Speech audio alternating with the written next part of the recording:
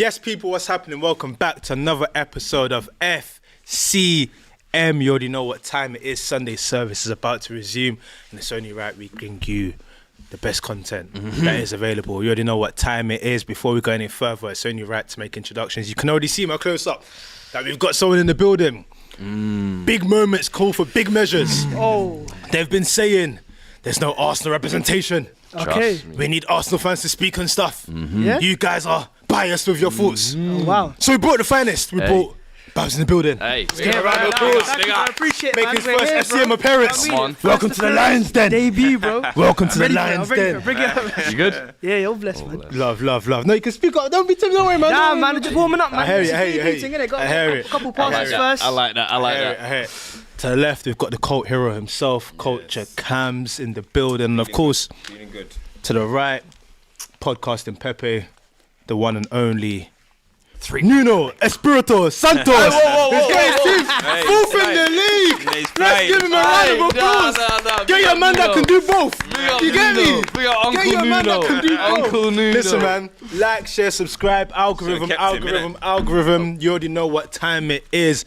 And let's get into it. As is custom around here, you already know. Listen, if your team went out and did what needed to be done, represented you white, put a good account of themselves, hold tight the 3-point collectors. Hey. Wherever you are.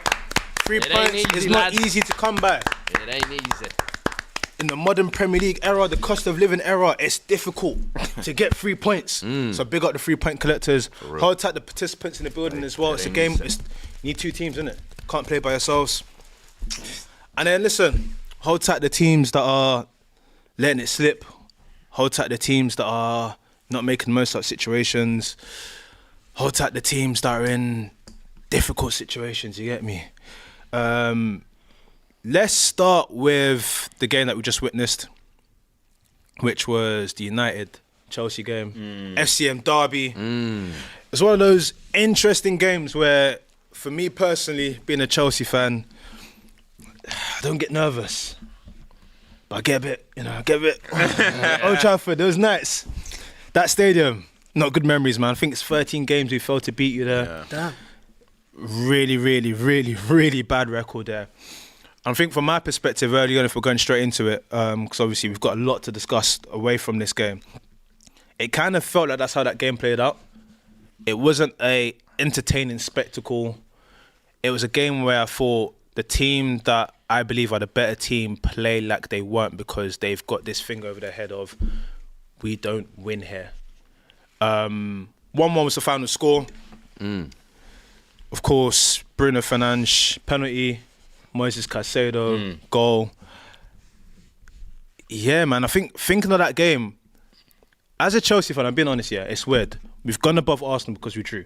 We're above Arsenal in goal difference. Swear. Babs, what on? They're creeping. They're creeping. Babs. Yeah, shame.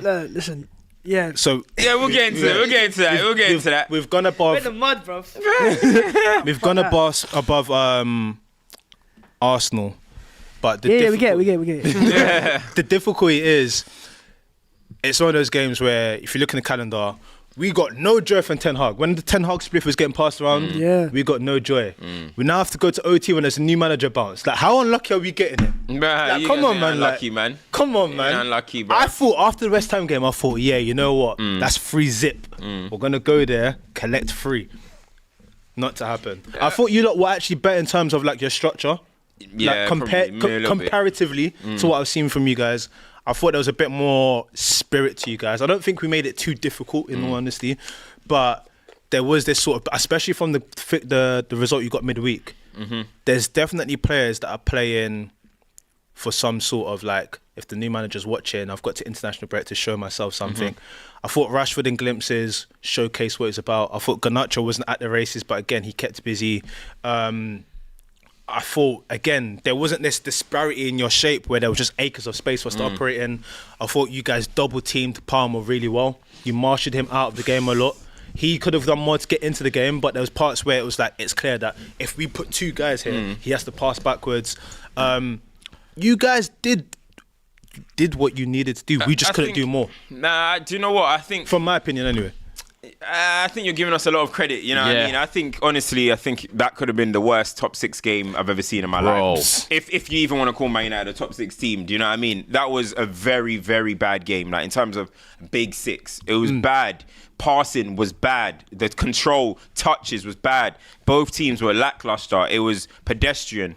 You know what I mean? The crowd was flat, both sides. I don't think it was a great game in any way. Yeah, maybe Man United defended a little bit better than we normally would. You know, there was half chances that Chelsea may have had that could have turned into like big chances if Ten Hag was there. But overall, the quality was poor. And honestly, like United, after what we've been serving up, we can just walk away with it like, okay, cool, we got a point. But honestly, I'm looking at it from a Chelsea side.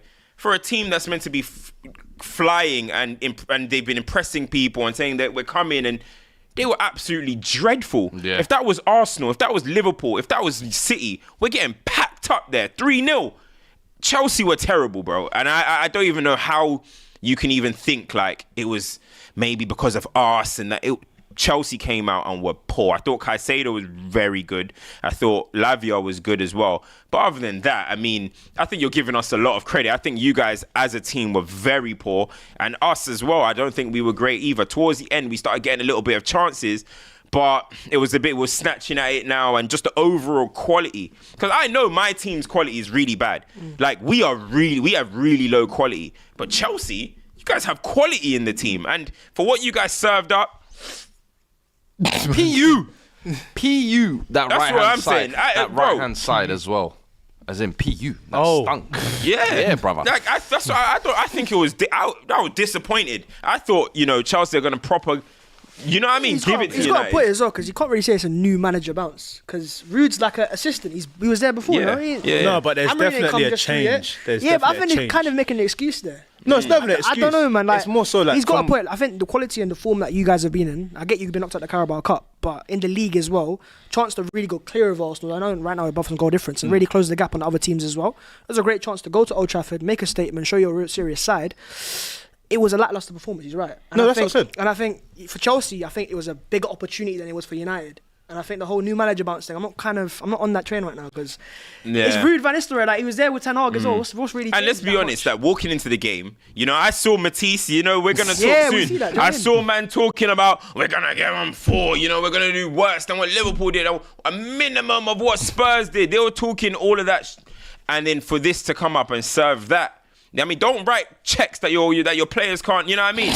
Trying to cash checks that players can't deliver. Do you know what I'm trying to say? So I actually genuinely think, as I said, with Manchester United's quality, it's been what we've been serving up this season in terms of offensively. Yes, defensively, okay, we're a little bit more sound. Garnacho, still inconsistent, still going to make trash decisions like he's been doing all season. Rashford, still inconsistent. Højlund, still not holding up the ball and offering much. It's the same thing for us going forward.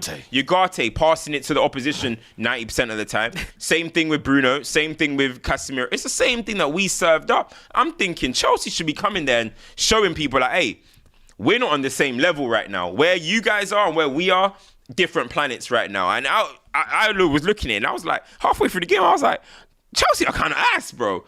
You know, kind of ass. It was like you started the game half decent, I felt like, as well, kind of initially. But then it just kind of fizzled into a mid-off, almost. It felt like both teams giving the ball away. There was a lack of cutting edge. Yeah. There was a lack of cutting edge. It was just kind of weird to watch to see which team is going to give it away next, if that makes sense. I thought your right-hand side today was just abysmal. I thought Gusto was basically an open door, basically, down that side. I thought Madueke, the amount of time, how many times are you going to lose the ball and give it away? It's just very, very poor. And I thought you guys at home might at least show something. And it's just same old United. And for me, I want to ask you almost like, what do you feel? Obviously, Ruben Amorim this week has kind of been confirmed. How much does he have to do after kind of seeing this? Because obviously, I think last game you had Van Nistelrooy's first game. It's a bit, we can get up for that type of thing. Ruben Amorim's going to be here for a while, I imagine. How big is this job going to be? And what does he have to do? I mean, so much of it comes down, because we all know the player quality hasn't been good, but Ten Hag was making us too easy to beat. You know what I mean? Everyone knows about the 3-1-6, all of that type of stuff. It was a mess. Counter-attacks galore, open space, running through our midfield. It was a complete mess. First and foremost, even Van Nistelrooy came and did it a little bit. Make us a little bit more compact, make us a little bit harder to beat. But the biggest difficulty he's going to have is, how is this team going to score goals? This team has scored 9 goals in the league. 9, 2 more than... Is it Southampton who have scored 7? Everton. Or is Everton, whoever it is, scored 9 goals. And maybe even 2 of them might have even been penalties. We are not going forward really bad. Big chances missed. I think we might be top of that. He's going to have to find a way of getting these guys to put the ball in the back of the net. Yeah. And that's going to be a difficult job. I don't think we're really going to dip into the market in January.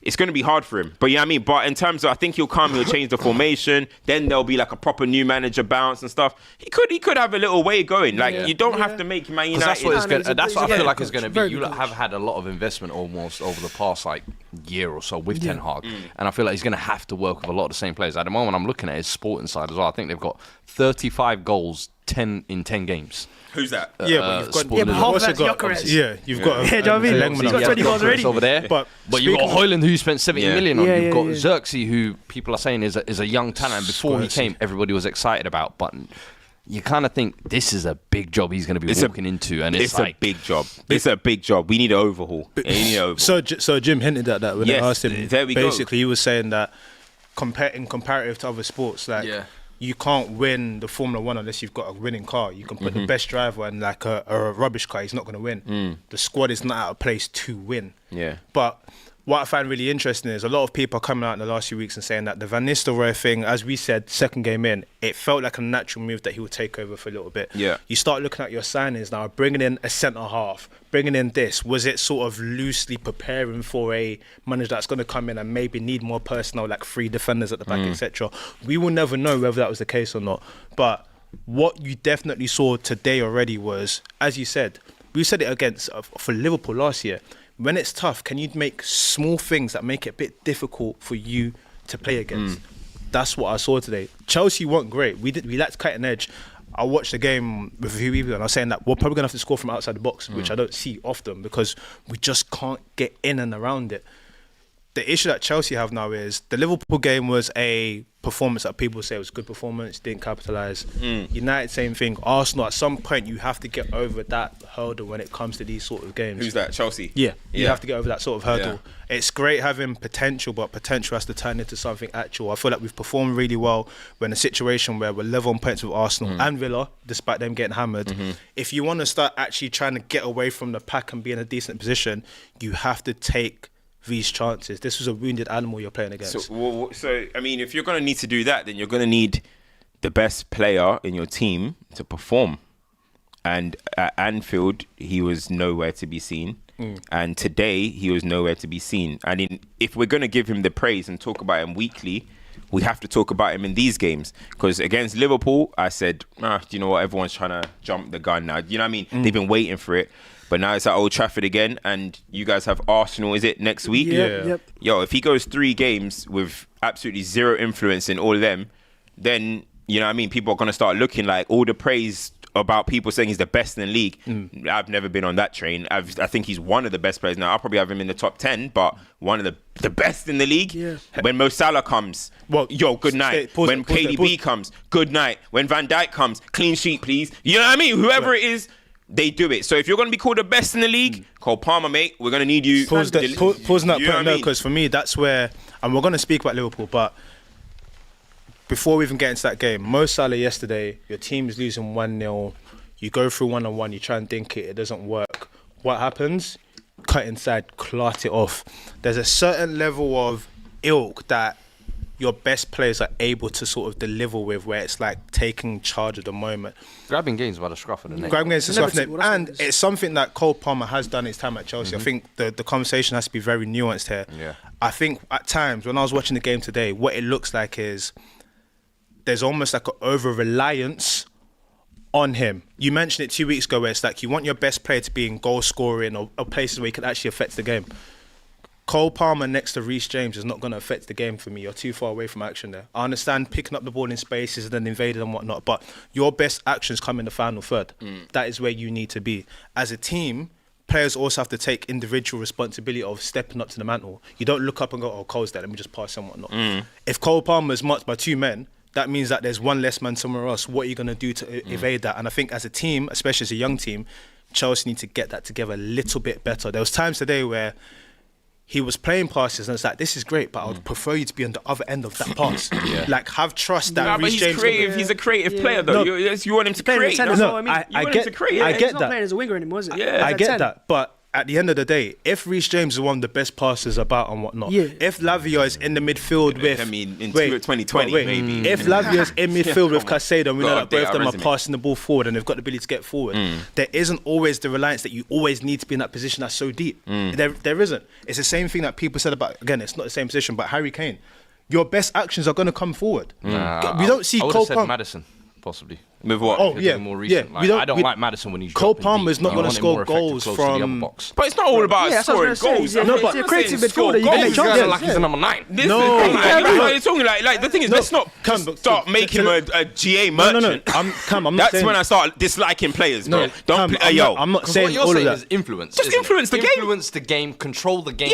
Yeah. But Cam, influence the game. what I'm saying is, if you're playing he's against a team... non-existent. He was non-existent. But Cam, what I'm saying is, if you're playing against a team that's deciding to have a better structure defensively and whatnot, and you're one of the better players with technical ability and whatnot, where are you best going to be able to have influence in the game? It's not going to be in the deeper positions. Like, spreading the ball and everything, that's great, but you saw it. Each time that he actually kind of got into the mix of it and whatnot and played it out wide, it was a lot better.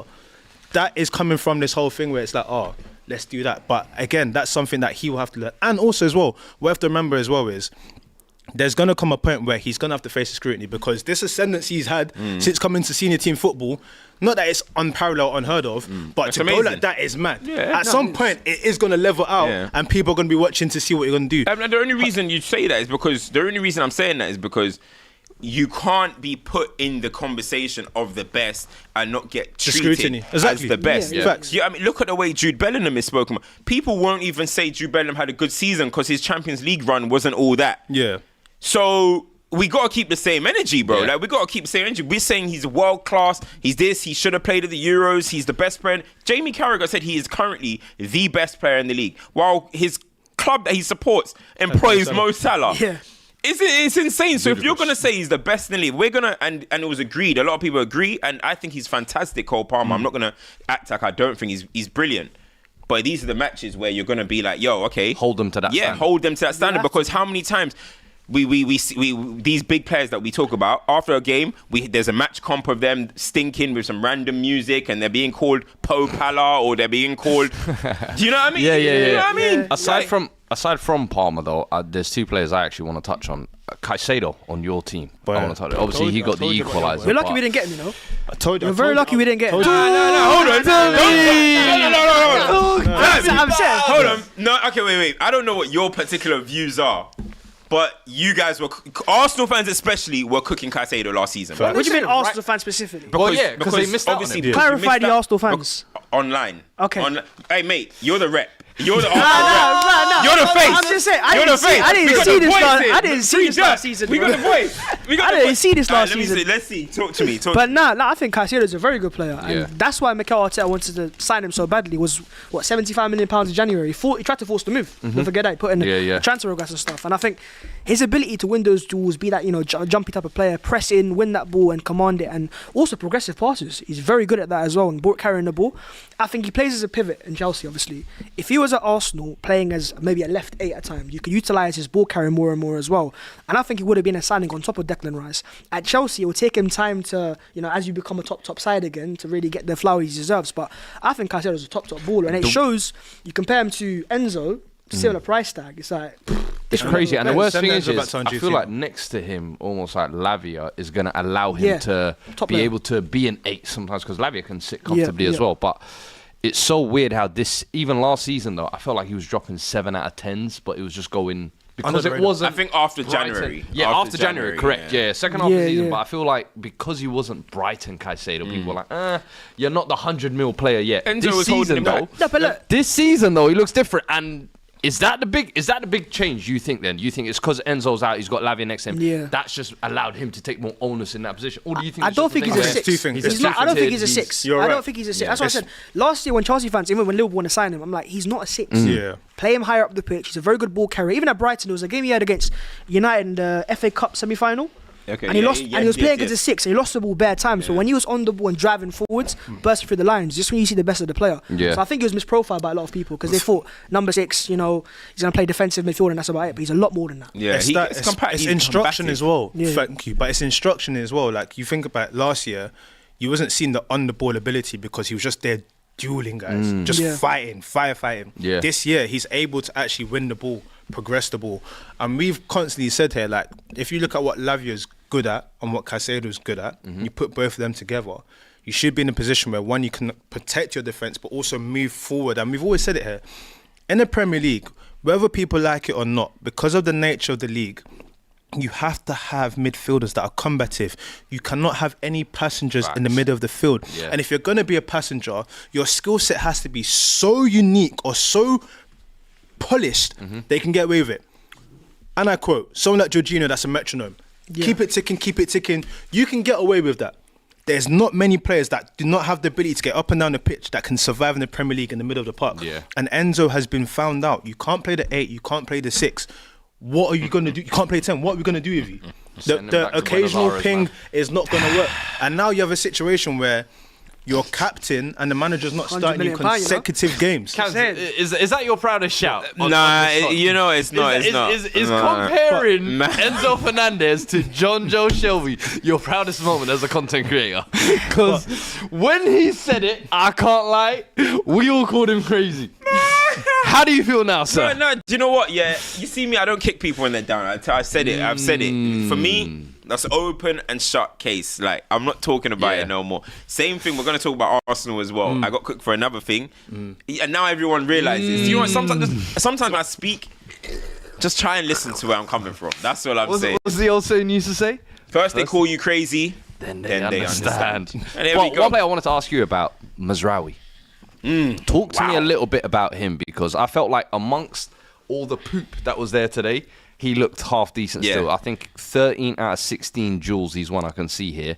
But what has he been like kind of joining this season? Is he one of the few gifts that Ten Hag has actually left you along with the cups? Yeah. And I actually think he was unreal today. Yeah. He was so good today. Like defensively against Madueke and on the ball. Like when everyone was panicking, he was calm. He even started driving with the ball. I was like, okay, he's really feeling in it. his zone today. Do you know what I mean? Proper performance. I'm not gonna act like he's been brilliant every game. He has been good for us, but there has been some games where, you know, he's struggled. But again, that system where it's just open space, man are running at you, it's difficult. But today, honestly, he didn't give Madueke any change, even in many 1v1 situations. And I said, all right, if we keep leaving it 1v1, it just takes one cooking. Just 1 out of 7. That could be the goal. get through, yeah. That could be the goal, you know what I mean? It's And then not all of a sudden, your performance is best. I was like, yo, Rashford, get back. People would help him at least. But he came through it so well. And honestly, between him and Caicedo, I was like, who's man match? And I was like, okay, let's just give it Caicedo because he got the goal as well. Do you know what I mean? But honestly, Mazraoui, big performance. And let's see what Ruben Amorim does with him, because at the end of the day, he could be a player that it might be difficult for him, because if he plays 3-4-3, all of a sudden he's going to have to be in spaces where we need end product going forward. Yeah. Is that his game? I don't really know. I ain't seen it. So, I don't know what's going to happen with him under Technically, Amorim. he's just very good. It's just for the He'd price be a you very bought good him for inverted as well. fullback. Yeah, Very what good I- inverted fullback. Yeah, exactly. But there was some bad performances today, though. I think like some really, really bad ones. I think Garnacho in particular. I mean, I don't know what that guy was doing on the pitch today. Like, he was all over the place. His touch was bad. His decision making was bad. He was taking shots when he shouldn't shoot. He was driving when he should have almost passed. trying too hard. Even at the end. I mean, but that's him. Yeah. You know what I mean? And this is what I mean when I say, like, as much as, you know, with players like Garnacho, like, I respect what he can offer in terms of he has got eye for goal. He's end product at times. Like, say for example, he comes off the bench, he can win you a game. But players like Garnacho, if you're trying to be a serious team, they need to be one of your worst players. With all due respect, they need to be one of your worst players amongst much better players. And you go and do your thing. The fact that he is one of our go-tos, like 90 minutes every week. That's an indictment on how bad we are at the moment. Yeah, caps your ceiling. And exactly, you would appreciate him a lot more if there's better people around him. He's coming off the bench. He's only 20 years old. Sniffs a goal. Wow, you know what I mean? He's influencing. He's impacting. But now you're telling this guy every single week, 90 minutes. We're relying on you. He's not even that level of talent. Yeah. He's not Lamine Yamal. He's not even. Not many yards, to be fair. On the flip side, though, yeah, you see when you see someone like Ahmad come on, yeah, and you see the small touches instant, you're thinking to yourself, that's odd. How is this sort of ability and enigma not a more pivotal part of your team? And some people might call it like stylistic preference, but you look at how Ahmad plays football and you think to yourself, that should be the foundation of where Manchester United are trying to build from. And again, Garnacho, it's not Garnacho's got a mentality. Garnacho, yeah, it's not Garnacho's fault that he's not the goal. So remember, it's not like you've bought Garnacho. No, that's the key thing to remember as well. We talk about Barcelona, and you made a great point last week. Barcelona, a prime example of everything went wrong, and they went back to basics of let's go back to the academy and do what you know. Yeah. Garnacho epitomizes what Man United is in many senses of keep going and whatnot. The technical ability might not be there, but if your squad is built right, he's still a pivotal thing that can come in and provide. But that's what I'm saying. Yeah. That's what it should be. He should be impactful. Yeah. Coming off bench, making some impact. Yeah. That's what it should be. That's what his talent level suggests. Yeah. He's not a talent level which should be 90 minutes. That's what I'm saying. That's more on Man United. Same thing with Kobbie Mainoo. Kobbie Mainoo is brilliant, but you run him into the ground. You're going to keep using him because that's all you've got. Please, save us, save us, save us. This is what's going to end up happening. I said the same thing about Marcus Rashford. Now we're looking at Rashford, he's washed, he's finished. Yeah. Look at the way Manchester United used that guy from 18 to 25. Come on, man. More, I was going to say, Højlund. Talk to me about that, because how worried are you? I'm looking forward to... Is that the one to be worried about? Him or the other one? Well, I mean, Xerxes, I'm looking at it. It's his first season. Yeah. It wasn't expensive. He's going to get the adaptation period that Højlund got last year. Yeah. Højlund is meant to be second season. The way he started that game, bro, it was like he just learned how to play football yesterday. Yeah. Are you concerned? For me, you got to see how he does with Amorim. You know what I'm trying to say? So you're looking at Amorim's got Gyökeres who's going crazy. And you're looking at profile-wise, not too far off. You know what I mean? Physical profiles. Technical is a bit different, though. I agree. Gyökeres is a technical baller. Yeah, I agree. But you want Højlund just to be on the end of things. Can he be coached into being on the end of things? I think he even said when he scored against... Who did he score against the other day? Little dink over the top. He said he stopped brawling. Yeah, he said he stopped brawling. And then he started brawling again today. But then today he went back, he reverted back to type. He's going to have to learn how to be more clever on the pitch. Just be smart, be cuter with your movements. Yeah. But then at the same time, you look at when Man United playing, we don't be sending in crosses much. There's not attacking cohesion, attacking play of where that number 9 should be. Sometimes there's stuff that's just automatic. Haaland knows KDB's going to swing it there. Just even Raheem Sterling, when he was at City, he knows where it was going to be. At Man United, it's like we're freestyling every time we get to that. We don't know what our patterns are. But at the same time, technically, he needs to... I mean, no one's asking you to be Thierry Henry, but I mean, trap the ball, man, and move it on. Like, I watched Ollie Watkins against you guys just today. Didn't really do nothing. You guys nullified. Good game. But just simple things like the ball's in the air, just chest it back to his player and runs off. Running channels. All we need, bro. Focal point. That's all we need. Do you know what I mean? So, do you know what I'll say though, Cam? Yeah. But sorry, last thing. I do think we need to stop just you putting him in central areas. Yep. He needs to be able to drift out. Even you saw against you guys, he drilled that ball across the box. Let him kind of come off that centre position as well. Yeah, and what I was about to say is I think sometimes a lot is whilst we can look at the player and agree that there's stuff going on, it'll be great to see what different instruction he gets with a different manager because a lot of the time I think United players don't develop because one, the environment's toxic, and two, they've got no one to learn from, and three, the instructions they're getting as players are just bullshit. Like, what do you think of Havertz? I mean, not Havertz, sorry. I think Havertz is amazing. What do you think of Højlund? I think he's a physical specimen, right? Remember when he came through, was his first game against Arsenal? When we beat you 3-1 and he was like battling Gabriel. Yeah. I'm like, okay, physically this guy's obviously very good, isn't it? But technically I've seen too many mistakes. I've seen the fundamentals aren't there. And I think like no matter how old you are, if you've got the fundamentals technically, they're there from the get-go. Yeah. Physically you grow into it. Yeah. So he's got like, it's a bit reverse right now. That's why I think the issue for him is the price tag. Was it 60, 70 mil? I think it rises to 70 See, if you sign for £20 million, you're going, okay, give him time. Yeah. But when you spend that level of money, how many goals did he score last year? 16. 16. How many in the league? I think like 8. Yeah, because he went a long time without scoring, innit? Remember when he was getting compared to that guy on TikTok and stuff? Yeah, he went at 14 games without a goal. Do you know what I mean? So, like, yeah, I don't know, man. He's a Spurs player, but for United, there's a lot of pressure to go and deliver right now. Rashford ain't scoring either. So, £60 million. He's still young. I'll give him a little bit more time, but I don't think you guys will. I think Amorim comes in, he'll go, look, let me see if you've got that technical ability I want. Because, look, Gyökeres is more like Kane. He can drift the ball in behind. If you watch him at Coventry, he can play a ball, bang it in behind. Whereas Højlund's a bit more, he's an old school striker. Wants to get in the box, score those type of goals. We'll see how many chances he creates. Because he was missing quite a lot of chances last year as well. Let's not forget that. Yeah. But you see with Gyökeres, so like a lot of people are thinking that we're going to be one of the teams that in for him and stuff. But I'm like, I still got 50-50 around that. Like, yo, I don't know if a team could get fleeced, you know. A team, because if it's 100 million on his head, is it 100? I saw a report of the day. It was that guy from Germany, Plettenberg or something like that. Yeah, Pletty goal. And he said something like 60-70 mil is in agreement. 60-70 mil. Euros, I think that was as well. The bigger issue is... If it's 60 million euros, all right. But if I start hearing 100 mil... The Portuguese league to Premier League transition. Because Enzo, dud. Bruno... we'll give a thumbs up to. But he banged straight away, innit? Do you know what I mean? Bruno came in, he banged straight away. That's the thing. Bruno will give a thumbs up to. Enzo, dud. There's a lot of duds that come straight to the Prem. Levan from SDS put out this tweet the other day, and he was saying this on last week's episode as well. You just look at the list of the top goal scorers in the Portuguese league, I think they've all had opportunities at big clubs as well. Islam Slimani, Bastos, Nicholas Jackson, remember that? Ricky van Wolfswinkel, Darwin Núñez, Vincent Abubakar, Gonzalo Ramos, Mehdi Taremi, Musa Marega, Carlos Vinicius. Damn. All of these names were putting up 28 plus in that Portuguese league and looking like world beaters. So that's where I think the hesitancy comes from in terms of players and in that league and destroy. It's the same thing with Eredivisie. Eredivisie, we've seen so many players who can cook there. Once they step out of it, it's a bit like, you look like a kind of fish out of water. So, for me, I think, like if you're going to need to sign players, I think starting a rebuild, if it's going to be a rebuild,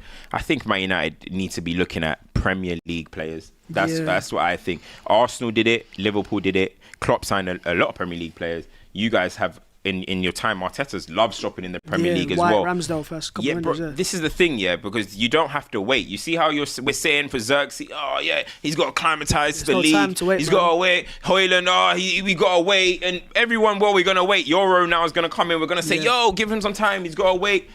We just need to get players that are going to come in and make an impact. That's how you start your rebuild. That's because you got to get the vibes up. You got to get the results. You got to see what the manager's doing. Would you go for the championship? I would even go to the championship as well. There's good talent. There's Chris Rigg in the championship. Do the Liverpool thing. Hayden Hackney.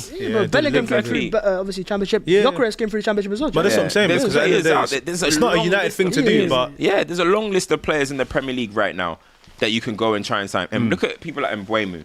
That's a very good shout. Semenyo. You're talking about Semenyo. There's so many players. Look at Onana. That should be a sign that Man United should have made. He was immense in the first half. Balling out in the first half. Anyway, let's move on. We'll move on because remember, people like technical ability and Onana. Anyway, but it is what it is, man. Onana's a beast, bruv. I think he can do everything. Let's get into it, man.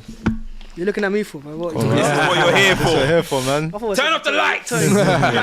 Put a spotlight on Undertaker. Bro, we won so many games this year. And the third game we've lost all year getting invited. That's what I'm just saying, it's a bit. Welcome, mate. Yeah, but listen, man, it is what it is, though. It was a shocking performance. I think that's the most angry I've been. And I don't get angry after Arsenal games, no. I was pissed off at that game because what I saw there was a team that couldn't find any answers, but they weren't showing urgency. Do you know what I mean? If it was the end of game season, right at the end of the year and you're fighting for the title and you need to win that game, I reckon they would have gone for it more.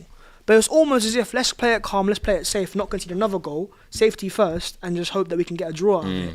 If you're fighting Man City for a title, one thing I'll say for Arsenal this year is I don't think City will get 90 points, neither Arsenal. I think the league's way, way too competitive now. The league's healing itself. You look at Bournemouth against Arsenal, obviously we lost to them with 10 men, but City were getting smoked. Yeah, they were. They were getting smoked, should be 3-0 down. Facts. And it's not because City are a bad side, it's because, look, these players all get tired. They've got Champions League, international break after the international break as well.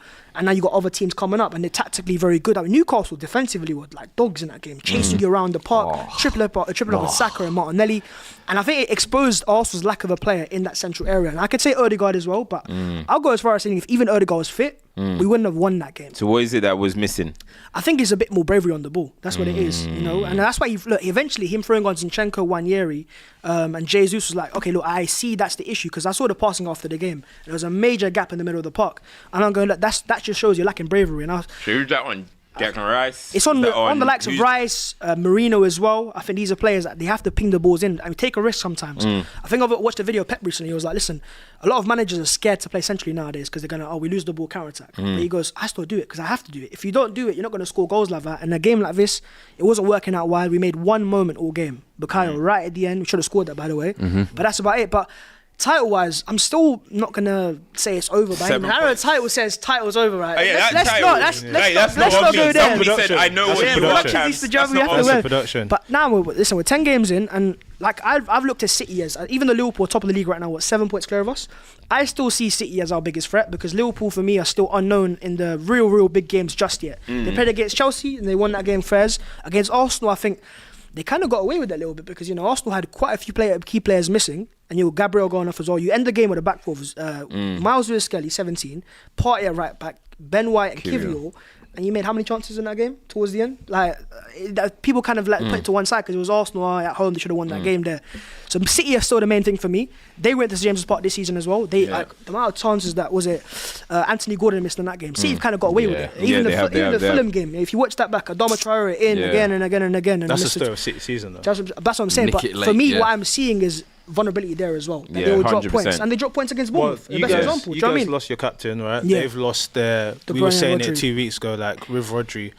I think he's the last of a dying breed of someone that can play a single pivot effectively, because at the end of the day, I don't think most players can play that volume of games and do that. But whilst I hear what you're saying, one thing I definitely noticed, and we'll go back to the thing, because for me, you mentioned Declan Rice, you mentioned Marino. That then does still speak to recruitment of the profiles you're recruiting. Yeah. But one thing I've definitely noticed with Arsenal is I'm the first that's come in and said, listen, I credit Arsenal's mentality and how they've flipped and gone leaps and bounds. But when you see trends happening time and time again, there has to be some sort of correlation there. Yeah. This whole thing of going on patches of 3 games consecutively where you're going on dodgy results and that being the patch that costs you is something to look at for me personally, because if it keeps happening, there is an issue there. Last season, it was the little patch they had. This season, you've had a 3-game patch already. The time before, there was a 3-game patch. And it's almost like you guys have this inability to get back on the back and keep going. Yeah, can't bounce back straight It's away. like you get sucker punch and it's like you feel sorry for yourself. And it's like, oh, we're dazed and everything. Last year, we all said that Arsenal in a position where you were very fortunate you didn't have the injuries. If you look at your competitors this year, Liverpool have a clean state of health. Konate got injured. You guys have. This is the first sort of injury slate you've had in comparison to everyone else. You have to get through that. You have to have the ability to get over that. The Bournemouth result, okay, cool. This Newcastle result, though, Bab's not happy. But the reason why this one was particularly interesting is because we often say there's certain games in the Premier League that are not football matches. They're spiritual affairs. Yeah, and anyone that knew that 12:30 kickoff at St James's Park after everything that's happened in recent years, their man will come to fist you up. Yeah, but he put his henchmen on the pitch. But this is what I'm saying. Yeah. So now Arsenal had all the henchmen out there. Yeah, you've put your merry henchmen. You spent how much in your defence? Now it's time to actually deliver, because one thing about Eddie Howe's side is they're gonna give as good as they get. Yeah. And what happens? You know what it is? There's a rivalry there as well. I think Arteta and Howe, I've seen it in the past. Was it a couple of years ago? They've got no stand of each other. Yeah. They were fighting a little bit as well. And then last year, because they beat us at St James's Park with that dodgy little goal, it was a clear foul. But then we smoked them 4-1 at the Emirates, because we came out with vengeance, like, yo, you man, robbed us in that game. But they've come back on this one now. Exactly. So there's a rivalry there for sure. The goal they scored, I can't say much about that. That's a fantastic goal they scored. I mean, it's one of those goals. Cross from Gordon. So good. It's over Gabriel's head. It's on his head perfectly as well. Can't say much about that. Gabriel didn't really check his mirrors, though. I can't lie. I saw Partey head that out, and he was just like, I see. It's ball watching the entire time. Of 4 defenders, though. Yeah. The only one in the box. Yeah. That's a bit concerning. But we talked about our defence this year. Now, I've had a lot of people go, 11 goals conceded, the same amount as you, man. Right? 11 goals. And they're going, there's issues in the Arsenal defence. In that game there, apart from that one fantastic opportunity, which we can admit was, great from them. Great. What else did they create? I mean, not much. They don't need to. My point is, so that the whole defensive conversation, I'm not going to hear it right now because we're not conceding chance after chance. Like if you watch City play, for example, they are getting away with it. Teams are missing their chance. I think for City, what it is when teams get a chance against City, it's very psychological. Oh, Man City win 1-1. I mean, you know what I mean? Whereas against Arsenal, they punish us. Well, I mean, we saw it against Leicester. Yeah, but you know what you're doing? You're talking about City too much. You're talking about City too much. I have to, bro. You're talking about City too much.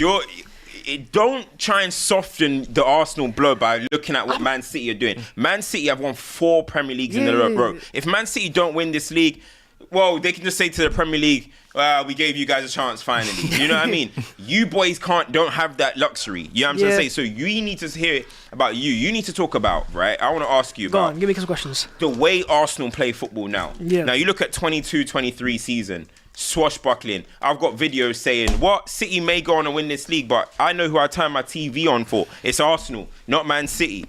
Now, bro, I'm looking at, is Under the Hammer on? Is Friends on? Because I don't want to watch Arsenal play football. Do you know what I mean? I'm looking to see whatever other TV show is on instead of watching Arsenal play at the moment.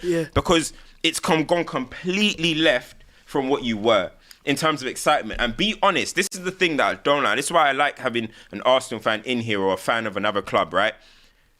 You guys have been putting up with this type of football because you're like, this may be what we have to do to go and win a league. This isn't what you like, bro. Bav, you don't like this type of football, bro. I know it. And now the fact that you guys are now 7 points behind Liverpool and we don't know what's going to happen this season, it's looking like it's going the other way. Speak your true feelings, bro. You know Arteta... I think he's starting to go a bit too far with this. I think he's scarred from that specific season you mentioned. I think 22-23, there was a lot of good football in the first half of the year. But in the second half, when he tried to, do his thing again and he got hurt. It was that game at the Etihad where we lost 4-1 and Holding scored and started celebrating, idiot. Yeah. Do you know what I mean? But that was a game where I think Mikel was like, damn, man, these men are playing for my press. I can't play through them either. And he's like, I need to, be defensively assured. So the next day we were ultra defensive in the sense of most clean sheets, best defense in the league. And it makes sense in big games, I can't question the big game approach because 550 plus days without a loss in the Big Six. It worked in those games. And look, I've grown up in a really poor era for Arsenal fans. It was exciting. Games, right? It was exciting, but 8-2 wasn't exciting. Going to school 8-2 was not exciting. That was, you know what I mean? Yeah. Going 6-0 wasn't exciting. I've seen that. So I understand the big game approach, and it worked for us. Even Liverpool, for example, I think if we had maybe kept Gabriel on the pitch, we could have won that game as well. We go to Chelsea, I'm still confident for that as well. It's in these games against Newcastle, that aggressive mid block where I'm just seeing these man too patient on the ball, passing around their back, trying to obviously open up a press. I think the year we were playing our free-flowing football, teams kind of were surprised. Like, damn, these teams are serious. I mean, they're playing through. Jesus came through with confidence, and Zinchenko as well. It was all brand new. Now teams have adjusted to us. Saka's getting triple team, not even double team anymore. Joe Linton's coming back as well. You got Willock on that side as well. We're adapting around that. But there's a reason. There's also games that we've been very, very creative as well. Like Leicester at home was like XG of 4-3. Southampton at home was the same as well. Like I think we're kind of forgetting 22-23 as well. I watched that season thoroughly, of course. And in those first half of the year, there was some amazing football. But in the second half, though, you know what I mean? Yeah, of course, that was towards the end. Yeah. Second half of those games, if you watch that season back, we were getting hammered by teams. Like Spurs. I'm not. Leeds is a good example. Leeds, we won 1-0. Yeah, I remember that game. And they missed the penalty, and I was like, right. So it makes sense because there's a reason why we got more points last year. Yeah. We weren't as entertaining. That's the thing. We got 89 points. I'm not saying that Arsenal. I'm not saying Arsenal. What I'm saying, I'm not saying Arsenal shouldn't have shored it up because the way you collapsed in 22-23, obviously any manager is going to want to adjust to that. I always look at the example of Liverpool in 17-18. Exciting, great, went to Champions League final. All right, cool. Yeah. They were still shaky at the back. Van Dijk came in, it improved, but then they needed to get a Fabinho. They needed to get Alisson. Yeah. They did get them type of players in. But in 18-19, Liverpool was still great, 97 points. It wasn't as swashbuckling as 17-18. Then 19-20, they were just a machine. That's what I'm saying. That's what Mikel's trying to build. No, but I don't think he's doing it in the right way. I think it's going too left. He's doing it. They were doing it. Too defensive. But they were doing it with the quality of Firmino, who's extremely. I was going to say Salah, Trent, Robertson. Yeah. You're looking, bro. Their high-end quality. Our issue is become. You haven't got high-end. I'd say in terms of losing games, we're the best. One of the best teams in the league at not losing games. We can keep ourselves in that game. Fine margin, we're there. The issue is our players that we're relying upon to provide that Salah, Van Dijk switch moment.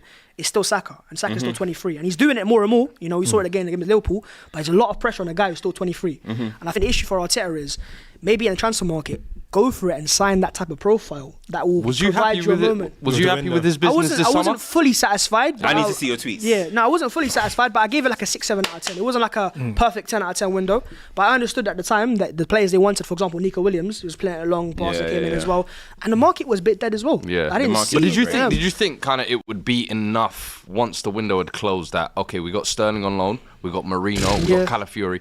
This is going to be enough to not only keep us second, but move the needle, push us further forward. I predicted Arsenal will win the league title, so the answer is then yes. Right? Damn. So and the reason why I said that as well is because a major issue for Arsenal last year was our left hand side. It was not working. Whereas Martinelli not getting platformed and Xhaka leaving. You lot were well, banking on Martinelli right? coming back this year. So this year, the idea behind it is you got Calafiori, Marino, you're fixing the left hand side, giving that a stable platform again, making Arsenal go work two ways again. So it worked in a couple of games as well. But the issue is, as soon as Marino's coming to the side and he had that shoulder injury, Odegaard's gone out. So now it's like this emphasis on Marino to be that creative passer. He's average. No, but he's not. Let's be 100, I wouldn't say he's average, right? He's not that good. He's not. But the issue with him now, he looks more average in this team where he's being given more creative emphasis when he's not that player. He's a player who keeps the left-hand side stable. Calafiori is more the one who demands the ball. Timber as well can play that progressive pass as well. Calafiori is playing centre So he's just a ticker. but he's just a ticker. A midfield. I think he just keeps the ball ticker. Marino, what it is, what Arsenal do is, if they don't get the player they exactly want, like look at Rice for example, they waited for that. They didn't go for someone before January, waited for him to be available and they go for it. The issue we have is we can't force the hand in the transfer market. Like maybe you man kind of Chelsea. We're like, I know Enzo's not a great signing, but you force the signing, you get it over the line. We kind of go, Mudryk as an example. This is our price tag. If we're not going to pay that, we're going to just relax after that. And it works, we're more competitive for sure. But we're at the stage now where the final margin, show that ambition to me in that transfer market, whether it's January or the summer, and get that little level raiser where it's just Saka. He crosses the ball into the box and there's a player there. Like Haaland. How many times you watch Haaland? You go on your phone, right? You go on like your school, whatever, Twitter. Haaland. Go. I feel like Ivan Toney was there in the summer though. I feel like Matthias Tell at Bayern. So what I'd say is it's like there's two things that kind of arise at the moment. One is this conversation of like what Arteta wants at Arsenal. Yeah. There's this talks of like Edu and like the Ornstein thing that came out a few months ago where like Arteta's vision is the be all and end all of what he's trying to recruit, right? To your point, you're saying that there's profiles out there. Now at the moment it's like Leroy Sané coming in. And my whole thing is like, I look at the story of Arsenal so far. Right? Leroy Sané. When you did the initial signings of Trossard and Jorginho, at the time, with where Arsenal were, that made sense. Yeah. You were in a team that were trying to slowly but surely move forward. You are now a team that's trying to compete for titles. That means you have to go after the best of the best. If you look at what Manchester City, the places that Manchester City are going shopping, is kind of where you need to be shopping. Yeah, like where Man City shopping these days? Man City are shopping at but to an extent. They're shopping for Gundogan. Old car boot sale. But you say that right, but to an extent, right? To an extent. But what I'm saying is like, if man them are going for like the gourmet meals, Arsenal shouldn't be going for like pot noodle or something. You have to go of caliber. Okay, cool. And this is where the Sterling thing was interesting because obviously someone that's worked with Arteta before, profile and everything. At the moment, not really working. Moreno, he works for what's needed and everything. To the question that Phil had asked, the signings that you're making for where you want to be, are they shifting the needle to drive you there? I think, look, you talked about getting the best players in Europe. There's two examples. Now, Marino it's a stopgap signing. It's not like that needle-moving signing. But I think Calafiori is a player who was high in demand. A lot of teams wanted him. And I'll tell you, if it was a couple of years ago, we were still fighting for top 4, we wouldn't have got him.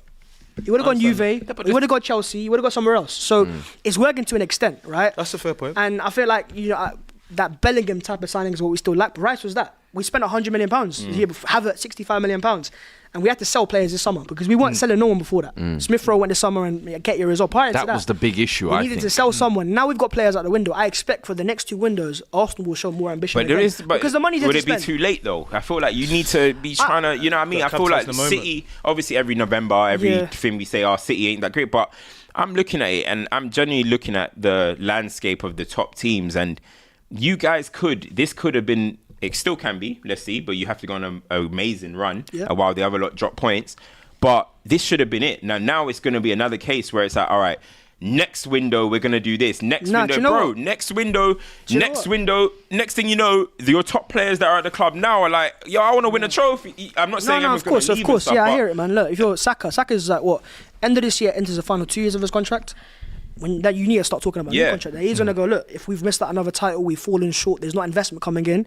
There'll be teams after Bukayo Saka, and you can see this year the way he plays, the way he celebrates, his ambition in his game now. He knows he's that guy now. Do you know what I mean? So, but my thing for Arsenal right now is I'm not getting fooled by our fixtures, and not by Liverpool's or City's either, because we've been tested quite early this year. Villa Park straight away, Spurs away. So, exactly. So for me, the last 3 games have skewed it a little bit. You know, you had Bournemouth the red card, we had a couple of games red card as well, and then you had Liverpool at home as well.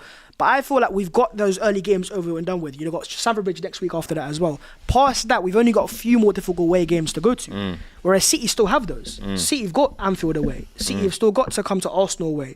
And so I still think they'll drop those extra, a 5-point gap right now, isn't it? I think there's enough of a gap there to drop us. For Arsenal now, we have to perfect these games against Newcastle. You can't drop more games in those type of games. You have to perfect that. You know what is though? And I feel like we can, to be fair. Sometimes it's not the big games though. You know what I mean? Sometimes that's the thing. Like, that's why I say Newcastle for me is not a massive game. It's like the I think the mid-block. That's what it is. How I see it, you see, when Arsenal and Liverpool played each other, I was like, okay, I think Arsenal are the better team. Yeah. But that's in a head-to-head situation. I think if Arsenal and Liverpool play each other 10 times, maybe Arsenal would win more games than Liverpool win against them instead of not 5-5, maybe 6-4 or 7-3. Let's just say. But it's about dispatching the other teams. Yeah. And I think Liverpool, for example, everyone's overlooking Liverpool and just saying, because of last season. But when they have match winners like Mo Salah, and when they have the way that they play going forward, I just think to myself, it's about beating those type of teams. And Liverpool can get through those type of teams and potentially, maybe a banana slip will be a City. Maybe a banana slip will be a Arsenal. But they can dispatch the other team. So I don't think you can just necessarily just say like, because these guys are going to play still some big fixtures, that's where it's going to happen. I don't know. But to see what you're saying, one thing I'll say, your 90-point mark is interesting because, again, I think the reason why you can kind of be comfortable where you are is because in your head, I'm not speaking for you, it's like you guys lost to Bournemouth. Yeah. City lost to Bournemouth. It's not even... It's like, we're seeing already, we've been here and we said that City do not look the imperious City that they look this year. Like, if the same thing keeps happening, eventually someone's going to hurt them, punch them enough to knock them down. So it's like, for Arsenal, it's almost like if this was last year, it's gone. But this year, it's like, there's still hope because City are not clicking into gear. Your issue now is you have to hope that December doesn't get past you. Because one thing we know on trend is that they're going to kick into gear at some point. They're still going to get KDB back. With the team you have, you've mentioned Saka. Odegaard's obviously a key missing part. Do you have enough to fully kick on? Because at the end of the day, from what I'm seeing, the question is that enough? Because it goes back to last year. Last year, it wasn't enough. That's what the question is. That's why I always say a lot of people be atting me and atting anyone. And be like, you guys said this last season. I'm like, you didn't win last season. That's the problem. But the thing is, it's not to get anyone. It, obviously, we were saying that when we lost the games against Fulham in December time, January time, and then last one, that major run. It's because we could see that was coming. That when those players obviously were available, started firing. Mikel obviously made a change, put Havertz up front. That's a major issue right now. We're not playing. This is Mikel Arteta's issue right now. So that's why I'm going to call him out a little bit. Where you've got Pep, right? He'll adapt to the players he has available. KDB's been out injured for quite a few years sometimes, isn't it? So obviously Rodri's new now as well, but he adapts to the players he has available. He won't play the next player in the same exact role, in the same exact environment as well. He changes. Mikel's issue is sometimes he'll just stick to the same environment and hope these players can just find a way, and he'll disrupt too many players. So now you're taking Havertz out as a 9. And you've got Trossard playing there as well. And it's just annoying because he's disrupted number 9 who's scoring goals for Arsenal and helping us get results as well. And I think that's where Havertz, of course. You're a big fan of Havertz, isn't it? Massive fan of Havertz. But everyone keeps writing in the comments. Kingdom Care. Bro, as a 9. I've never seen what you're... Listen, as a 9, I think Havertz has got a lot of potential. I think his movement is top draw. And also like, you know, he's 6'5", so the size is there, but he uses that to advantage. I think people underestimate that. I think because he's a bit languid, he's a bit skinny at times. You know, he battles these top centre backs. You know, was it last year against Kanai where he got him sent off? At the Emirates, shows himself about. He's very good at doing that, and I think with him is play him as a 9. He can be a pure goal scorer 9 with his movement alone because he gets in those chances, and we've seen it in games this year. I think he's got 7 goals ready for. He's our top scorer in all competitions, and I think with him we have to keep playing him in that right environment. One in his last 5 score his goals. Yeah, of course, because what he's doing now is Mikel's overcompensated with Odegaard's absence. He's moving Havertz deeper as a right 8, playing him, making him chase back defensively. And I'm going, you're not playing to his strengths there. And it's because you're overdoing it because you know that Odegaard's out of the team. And do you think, rather than going like for like profiles, you've got a player who's a kid on the bench, but he's a very similar profile. Yeah, so I heard you Do you compared him. think small tweaks like that? Who did I compare him to? Yeah, that's people are saying that you compared him. I to did compare him to Lamine Yamal think because he's better I than feel like Lamine? even Wanyeri's talent, right, is Perfect. Exactly what I want to talk about. Actually, something that I have not seen at Arsenal for a very long time. Like, when Fabregas came through, I was very, very young, right? But Wanyeri is Arsenal through and through. He's come through. He's a boy from North London. The talent I see there is a near perfect profile for what number 8 should be in modern day football.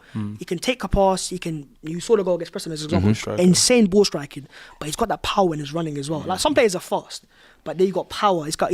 He runs and he plays with authority on the ball, and he's 17, and I see the talent there and there. He's a player that no matter how slow Mikel Arteta is at playing these youngsters, sometimes give him chances, he's gonna force his way in. But the thing is, he's gonna force his way inside. No, I was going to say, do you think following obviously the Preston game, it almost felt like he This is where I think Mikel's forced his way into the team, and then you come Newcastle, and you said you lot have been lacking for creativity. a couple years now. And obviously, look, Newcastle's a very physical side, so I kind of get it, low key, right? Yeah. But he waited too long to bring him on in my eyes. But it's him, and it also him admitting as well, like, yo, I wanted to start you, but it's Newcastle. I don't want to lose this game. You gotta go for the win. I was going to say, you gotta because go for the win. You have to throw And you these have to- youngsters in the because deep Pep's end done as well, though, because Bro, you saw Kobbie Pep Mainoo does last year, it. got And thrown in Liverpool, bro. Liverpool Started in the Yeah. Euros. the Euro Jamal because- thrown in the Backtrack deep it. end, when, like when Arteta came in and it was tough. Yeah, Saka, Smith Rowe. It was this like, is why, you man, I've got to trust you. I've got no other options. Emil So he's got a Smith track Rowe, record. he might not be at the club anymore. He saved Mikel Arteta's job. Yeah, facts. He saved his job because and even that, it was only because I think Aubameyang was out with illness, Willian was out injured. He forced him into the side, and that's what I don't like about Mikel. Is he's too safe sometimes. It's because he's so scared to lose now that he's not going to go for the win, and that's not how you win titles. I want to go for these super chats, and I want to read this first one out because it's something I was going to ask you as well. Basically, AK saying, Baz, tell me why your team is better than Liverpool this season. They have a better defence, attacker players that have been there and done it already. So explain, because obviously you're saying that you mentioned that your main thing is looking at where City are. Yeah, Why do you feel like Liverpool can't run the course? we saw Liverpool last year, and I was these same Liverpool fans. Obviously, I'm not saying him specifically, but I was getting a lot of hate from Liverpool fans when I think I mentioned it in January. I was like, they were top of the league, and I was like, I still don't see you as about our biggest threats because I saw that they were going to fall off eventually. And even watching Liverpool this year, and even the Brighton game, they concede chances. This vulnerability is there, and one team will capitalise. It won't be a surprise to me. Liverpool are this impenetrable force defensively, where they can, you can't make chances against them, and they're just running at you as well. They give you opportunities. This league has high quality players, and people will take those chances. So I see a Liverpool side there, and I'm going to myself, you will lose games, you will drop points, and I can see it because there's reasons to say that as well. Will you capitalise? Yeah. And that's for me is we will see now if Arsenal can do that, because we have to do that. And if we don't win a title this year, I'm looking at Mikel Arteta, regardless of any context as well, going, look, man, there's opportunity there. If Liverpool win the league title and Arsenal don't, there's major questions to ask Mikel Arteta. And this is someone who advocates Mikel Arteta. Because I can see the reasons for that as well. It's not just Mikel Arteta is the best in the world and he's always perfect. I'm criticising him openly as well because I see sometimes him getting things wrong. And the Newcastle game for me is actually more on him than the players. Because I think he wasn't giving them the right environment to thrive in that game and make changes soon enough in that So how important is the Carabao Cup for you, look? To some Arsenal fans, it's massive, right? But I know, to those Arsenal fans, they seek validation the most. From Chelsea fans, from United fans, from Liverpool fans. And they feel like, if we get the Carabao Cup, you men are going to calm down with the whole one trophy in 5 years. I don't care about the one trophy in 5 years. I care about a Premier League title and the Champions League. You can't do that by winning the Carabao Cup and going on your way to doing it. It's nice to do that, right? But for me, it's not a major priority this year. If we get knocked out of the Carabao Cup again, league title is the main thing for me. If let's say, for example, we got Carabao Cup and we finished third, right? I would still look at Mikel Arteta and go, if we're behind Liverpool and we're like not in a title race, my main issue was the title, not the Carabao Cup. Teams can win the Carabao Cup and get managers sacked. Do you know what I mean? And you know about that.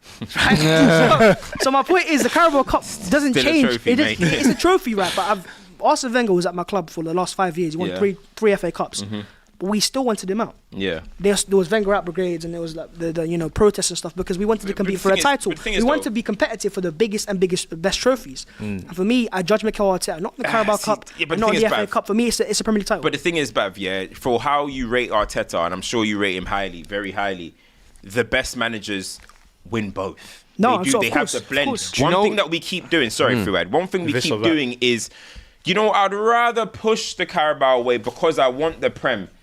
You think Pep Guardiola says, Pep Guardiola picked up the Carabao Cup. Jose picked up the Carabao Cup. Fergie picked up the Carabao Cup. You don't have to be like, I'd rather this or that. The best, how you see Arteta, the best, pick them up and go. It doesn't have to be this or that. No, you should be saying right now, do you know what? I want to win the Carabao Cup, and then on the way there, just to set us on the mood to go win the Prem. I don't want the Carabao. But what I'll say to that as well is, that's what I'm saying. Whilst Cam's point is true, I think when you have a young squad and young manager, I think we often underestimate the importance of winning.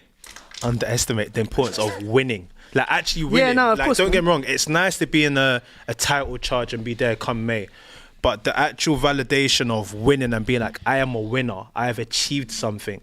Apart from the players that you've bought from big bros that have been hand-me-downs, you don't have players that have experienced winning getting before. over the line. If you think about where Liverpool's journey have come from, that Champions League was a massive moment because it was like, we've done something. We can actually go the course. And Do you know who this sounds like? Do you know who this sounds like? Wait. We don't want to go for the small trophies. Yeah. We only want to go for the big ones. We don't have the youngsters. Does this sound like Mauricio Pochettino's Tottenham Hotspurs? Is that what this sounds like? Because when I say it, all of a sudden it's uncomfortable. But all the things I've just heard and been listening for the last 4 or 5 minutes, that's literally what Pochettino was when he was here. I don't want to go for the Carabao Cup. I don't want to go for the FA Cup. You know, I got my eyes on a big prize. Never got over the hurdle. And every single time, and before you knew it, 2019 came round. And you got told you got zero budget, the players are washed, and it's your time to go. As you said, windows come and go. Arsenal now, this is going to be their 3rd season competing. This is going to be Arteta's 5th season in charge. The amount of money he's had, the amount of players that have come in, this window isn't going to be going forever. And I understand this core is pretty young as well. But as you said, there's going to come a point where players will start looking quickly, man. What do you think Kyle Walker was doing? What do you think Danny Rose was doing? After a couple of years, it was like, hey, man, these chases are cute, but I'm trying to win. As you said, players want to feel that feeling of winning. Just out of curiosity, how many as years... you said, the Carabao Cup and things like that are important because along the way, it just gives you that extra bit of fuel as well. How many years did you guys compete for the title? Just Twice, 2 years. Twice, yeah? 2 years, back to back. And what point tally was it? I think it was They got 87. 1 year. 87 was it? Or was it the year before that? Let me just double check it. But I got think 86. so The far, 80 all I know is Arteta hasn't surpassed our highest point tally with Pochettino. We had 89 No, I think last year, they got 89. Did he? last season. We had 89 89 last last season. season. Let me look up. 89 last season. Spurs, I think 16, Spurs 17 capped table. at I think 84 was it? 86. I think they capped at 80. Because didn't Conte get 93? 93, yeah. Conte got 93. And But were they you ever in the got title 86. race? Huh? Were they ever in the title Come on. race? I mean, that We got season, 77 that they were, I think, year, were in and title then... race. Oh, 86. It was 86. Yeah. Okay, cool. 86. But no, listen, I think Spurs, Pochettino, the reason why I'm not ever scared of being in that club is because you, man, spent no money. We spend money. You know, of course, last year's a bad example, but Rice, Havertz, you never did that. You always kind of waited for him to make the most out of his players. But that's why this summer is even more damning. It is important to win that trophy. That's why this summer's almost like a Pochettino type summer. Yeah, it is. Like this is. There's a lot of pressure on Mikel Arteta, and I'll go as far as saying that this next game against Chelsea, Inter of course midweek as well, but Chelsea could be one of his defining games as an Arsenal manager. Yeah. Because right now, some Arsenal fans like myself still believe we've got a chance of winning a title. Lose at Stamford Bridge and Liverpool win there and City win their game, and even I can't believe anymore because their point gap is way too big then. Hey, listen, man. I told you in pre-production. Listen, I'm not gonna do a Matisse, but listen, I remember the day. Now go for Matisse. No, I'm not doing a Matisse. I'm not having. Don't do a Matisse, mate. Matisse, bro. Give me it, bro. We're in the mud. Give it. I remember the game where. Don't forget the pain we give you guys last year, man. I remember. I'm not even talking about last year. I remember the game where Bukayo Saka scored the cross that went in. Yeah. And I remember that fixture. Things were going wrong at Chelsea, but I remember that fixture being the moment where I thought things are not going right at this club, and everything from there went downhill. For Chelsea, okay. Yes. If you guys come to Stamford Bridge and we put a nail in the coffin of your title hopes, you better come in like Hulk Hogan. Oh my goodness! You better come in. Oh my goodness! I mean, that's what it's going to be, though. It's either going to be a nail in the coffin or it's going to be resurgence. Yeah, 100%. It goes two ways. I don't want no draw. I don't want that. Yeah. A draw doesn't mean anything. It's either you guys have to. A draw is still nail in the coffin for us. Yeah, that's what it is. Simple as. So lastly, before we move on, before we move on, obviously I know we brought you on into Arsenal, but we also brought you on to hear your views on other teams.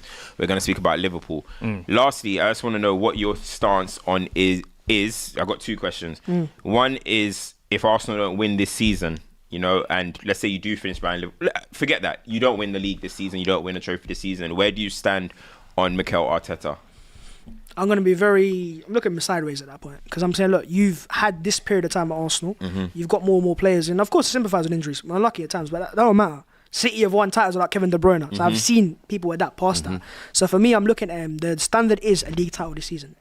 And if you fall short by a point or two, and it's your mistakes that cost you, because last year, for example, you know, the first half of the year, we were the ones that playing Havertz in midfield. He could still play up front in the first half of the year, so it took time to adapt to that. This year, you need to get yourself over the line. And the Carabao Cup would be nice. Of course it would. I hear your point as well, to be fair. It was a very good point. But for me, I need that league title because I've waited too long. I've gone through too much pain. 20 years. 20 years, so would you think to yourself, thank you for taking us this far. Now let's get Now look, that's what I would think. And a lot of us, for me, I would look at it and go, look, context-wise, it obviously depends on what's happened. But if we've fallen short and we're not in a title race and we've got worse than last year, despite signing more players, I'm saying to myself, yeah, man, I'm looking at you now and going, who's the other guys available? Who can we go and get? First. Right? But let's see what Arsenal do because they're going to renew contract this season. But I also will say the owners, right? The Kroenkes, an example. We used to Chris us quite a lot. Of course they love him, but they won with the Nuggets. They won with the LA Rams. Arsenal's a team that they're waiting for now. They've invested money. And then they signed Moreno, Sterling, and Calafiori. So but like, I don't know if they care that much. But prior to that, Russell Westbrook for the Nuggets. So I don't really know how serious they are. But prior to that, bro, Havertz, Declan Rice, Ben White, there was consistent back in there. We were in the Champions League, by the way. You know, in the Europa League, spending the most in Europe. So they spent money, bro, and they won a title as well on top of that. But for me, look, that's what I think. Worst case scenario. I still have full belief in my side. Turn it around, win out Stamford Bridge this week, and get back in the title race. And lastly, I just want to ask, what did you put in this drink? Because saying Nwaneri is better talent than... No, I didn't say better. No, wait. Better? Is this water? Better? No. Please, yo. He didn't. No, I didn't say... Wait, no, sorry. Let's not do this. This is a holy man. Let's not do that. Let's not... Nah, no. I don't be disingenuous. I said... The tweet was, I think he's in a similar caliber. That, you know, the category of he could be like best in Europe kind of player. Yamal obviously is a generational talent. He'll always be better because for me he's like the Messi type of future type of player, right?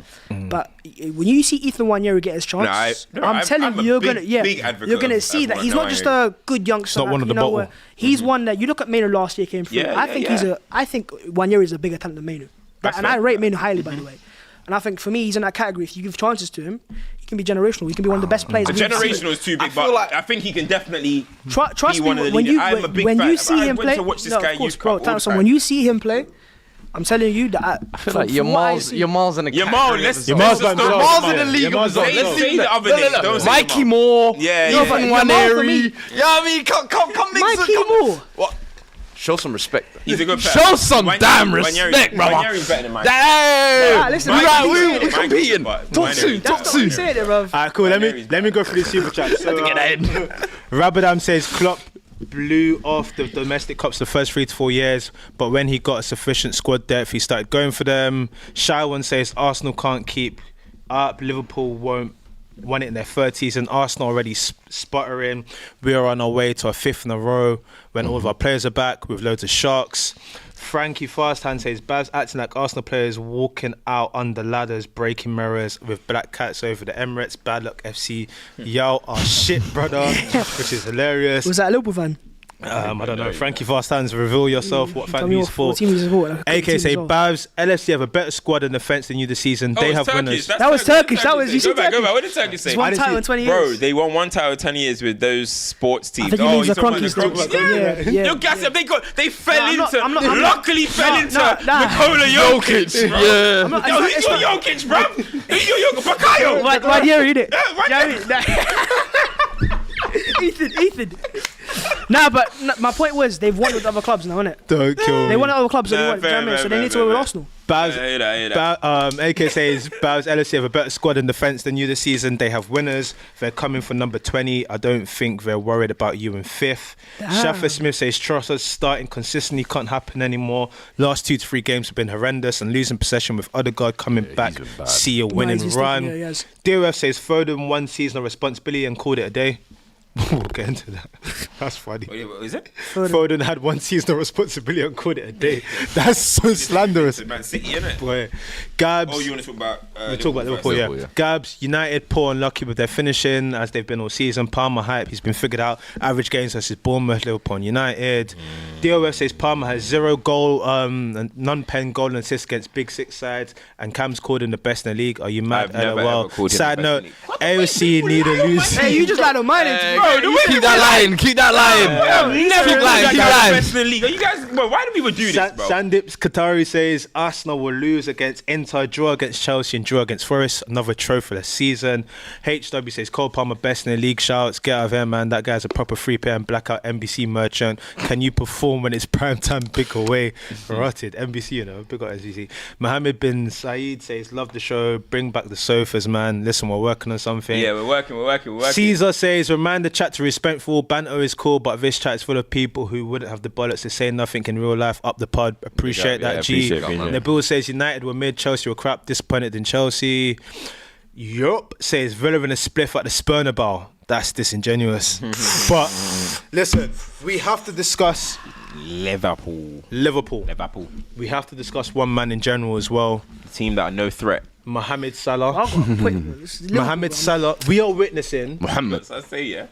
We're witnessing an all-time in real time. No, and I think sometimes Salah's amazing. I think sometimes it goes over our head because of, you know, growing up in an age where we saw all of the old-timers, they're retired now. We are witnessing an all-time. This guy is now 8th in the all-time Premier League goal scorers. Yeah. He has 132 goal contributions in 132 Premier League appearances at Anfield. Mad thing. He is a monster. Bro, in 10 games this season, he's already got 7 goals and 5 assists. He's a monster. We talk about taking responsibility in football often. We talk about having the praise, but also having the criticism within football, right? And something that you have to give Mo Salah for is, whether it was contract talks, this or that, come rain, come shine, that guy is going to perform. I know we can say Liverpool have great centre-half partnership. They've got a guy that's revolutionised the game of fullbacks in Trent. They've got, you know, Jota that can come up with goals. They've got your boy Gravenberch that's, you know, restoring the feeling midfield. Killer. They have a certified killer and the best player in the league in Mo Salah, who come rain or shine is going to shine. I mentioned it before. Went through and goal, tried to do the dink effort, it didn't go in. At no point did I think this guy's not going to score at some point. The way he struck the ball for his goal, that's someone that knows that, okay, when nothing else is working, it's my responsibility to make sure that we get across the line. Yep. Not every team has that. I know it's great to think you have great players and players that can rise to the occasion. This is different. We're talking about a player that is a handful away of goals from equaling Thierry Henry's Premier League record. They're saying, watch out to Thierry. That's what Liverpool fans are saying. Got more games, don't count. I mean, but it's what you said. It's what you said earlier. We got the ratio, bro. It's what you said earlier about big players in big moments, or when their team needs them, they grab the games by the scruff of the neck. And this was a game where Brighton, I think they could have been 3 or 4 out of sight. I'll be honest with you. Like they had plenty of chances. Ferdy could have got 2 as well. Rata could have got 1 or 2 as well. But it's, you leave the game in a balance long enough, and quality teams end up punishing you. Gakpo continuing his thing, and Gakpo, the way he's low-key just took Luis Diaz's spot in the past couple of weeks as well. I'm noticing that as well. He's on good form, but Salah in that moment, I just feel like that's what big players do. That's what you was talking about. Ownership. Cole Palmer in games like this, like, you're going to look to certain players. You're going to ask for them to dig you out of moments, and for him to do it time and time again for Liverpool when 31, you know, when he reached 30, it's like the LeBron James tweet. This bullshit can't go on for much longer. It's coming to an end. 31, 32. Now we're approaching 33. It's like you're waiting for the slowdown, and we've seen like the pace to slow down a little bit, but he's still on the ball. He can still strike the ball, and he's still got a little bit about him in terms of speed. He ain't completely slowed down, bro. It's just crazy, because even me, I've always looked at him like, it's gonna come to an end one year. He's not slowing down. I'm just like, bro, that's real greatness. Do you know what I mean? Just quickly, go on. That you said that players, you're talking about players looking to someone to step up. Mm-hmm. When you watch Mo Salah play, it's not about looking to step up. Mo Salah is just saying, I'm stepping up. It's not like people looking like, oh my gosh, this is someone that just constantly takes responsibility. Even if he's not scoring goals. Yeah. The reason why I say creation of chances, the ownership he takes, the rate he's creating chances at, it's like if Liverpool don't get across the line, you can't. There's no way you can look at him and say you should have done more. No, that's not true. There have been moments because everyone always saying back end of the season. I was just saying in recent weeks. No. On this pod, we have said. Yes, you guys had the episode. I wasn't on the episode. We was here. I'm talking about. Didn't my man in Egypt do another video on the back of that? I remember. In recent weeks. You're talking about a team that's gone for a new manager, a team they're saying that, it's the reason off. why I said they look to him. I was saying is, for me, I think he's almost like the last relic remaining. Firmino's gone, Mane's gone. Like he is the last one remaining, and obviously Virgil, but they're at the back. Trent is trying to do his part. He is the one still in attack that's like, I can drag this team. Amazing player. But isn't it an issue there? I think he's out of contract this season. So is Trent, and so is Virgil. Arne Slot came out. You talked about last year for Klopp. Talk about like the pressure on Mikel Arteta, but Liverpool need that title, bro. Yeah, they need that title. I'm just saying. I think Van Dijk is definitely going to stay. I think Salah what do you think? Tweets it's all about thinking though. One's leaving, you know that for sure, and that's crazy because one's definitely gonna go. Yeah, because what? I'm just. You imagine that. What did he tweet? He was basically like, top of the league is where Liverpool belong. You know, I'll never get used to scoring a goal at Anfield. It's an amazing feeling. But he said something like, no matter what. I got it here. Like, what did he say? No matter what, I'll give it. Top of the table is where the clubs belong. Nothing less. All teams win matches, but there's only one champion in the end. That's what we want. Thank you for your support last night. No matter what happens, I will never forget what scoring at Anfield feels like. So that's a man on a mission. That's I can't lie. This is why now, again, we talk about things changing and whatnot. City are searching for their fifth. Yeah. Liverpool in a situation where they've got a new manager come in and it's like, we have momentum here. Last year, the injuries happened and whatnot. They started, everyone's like, it's going to fall off. This could either be like the perfect farewell, or it could be something that makes people go, why not? Let's do this for 2 more years. It can go. They could win it, and people say, you know what, thank you for it's been great. We're going. That's why it's difficult for them because where do Liverpool go from there if that happens? If you lose all 3, but also, bro, at the age as well, Salah's what 33. How much does he want wages wise? 33 is it 32? Salah's got one more big payday in him. Yeah, no matter what happens, that's what I'm saying. But Liverpool as a club and how they've operated in the past, they don't do that. Yeah. With Michael Edwards back as well, I think they'll be ruthless with one of the players. They've done it in the past as well. So they need that. Salah needs that for his legacy. Because his goal record is amazing. We've seen him do it in so many big moments. But one league title for that caliber of player and all he's produced in this league, it's not enough. You know, Henry won the most. Got the Champions League. No, of course, and that's fantastic as well. But in the Premier League legacy, I get you. Yeah. And I think also where do Liverpool rank him as fan base? Because you've got Steven Gerrard who won no league titles, but because he's Scouser and he came through the academy, he gets put a pedestal. Salah's numbers wise, best player they've ever had. That's actually a good question for Liverpool fans. Where do Liverpool fans rank Salah all time? Because you've got Gerrard, you've got Ian Rush. But look at Salah's numbers. If he has 2 league titles, I mean, if you're talking about all time, I'm sure it's Gerrard and Kenny Dalglish, isn't it? That's the top 2. I heard man where does Salah fit in? That's what I'm saying. Salah then, top 3, I think then we'll probably start looking at around that. Yeah, I mean, if he gets a league title, do you know what I mean? Oh, another league title. Yeah, mate. I don't see them playing. How many of them old boys are still knocking around now? Some of them were speaking funny on Gerrard when Hendo lifted you get me? Remember that? Do you remember that? What? I remember. You know what? You know when I'm like, you know Salah's serious, right? When I was watching a video the other day, it was Premier League top best goals in the Premier League or something, and I forgot that he used to have afro. That's how you know he's serious, bro, because he's carried on, bro. He's got the trim. He had the receding hairline. I ain't seen one meme of his receding hairline. Bro, that's because he's still cooking, bro. You know if he weren't cooking, they'll be putting that thing of the when his hair was looking like this. The guy's still cooking, bro. I'm like, I was looking at it and I was like, I even forgot that he had this. Like, this guy just adapted so well. Everyone, and you said the best thing, Fuad.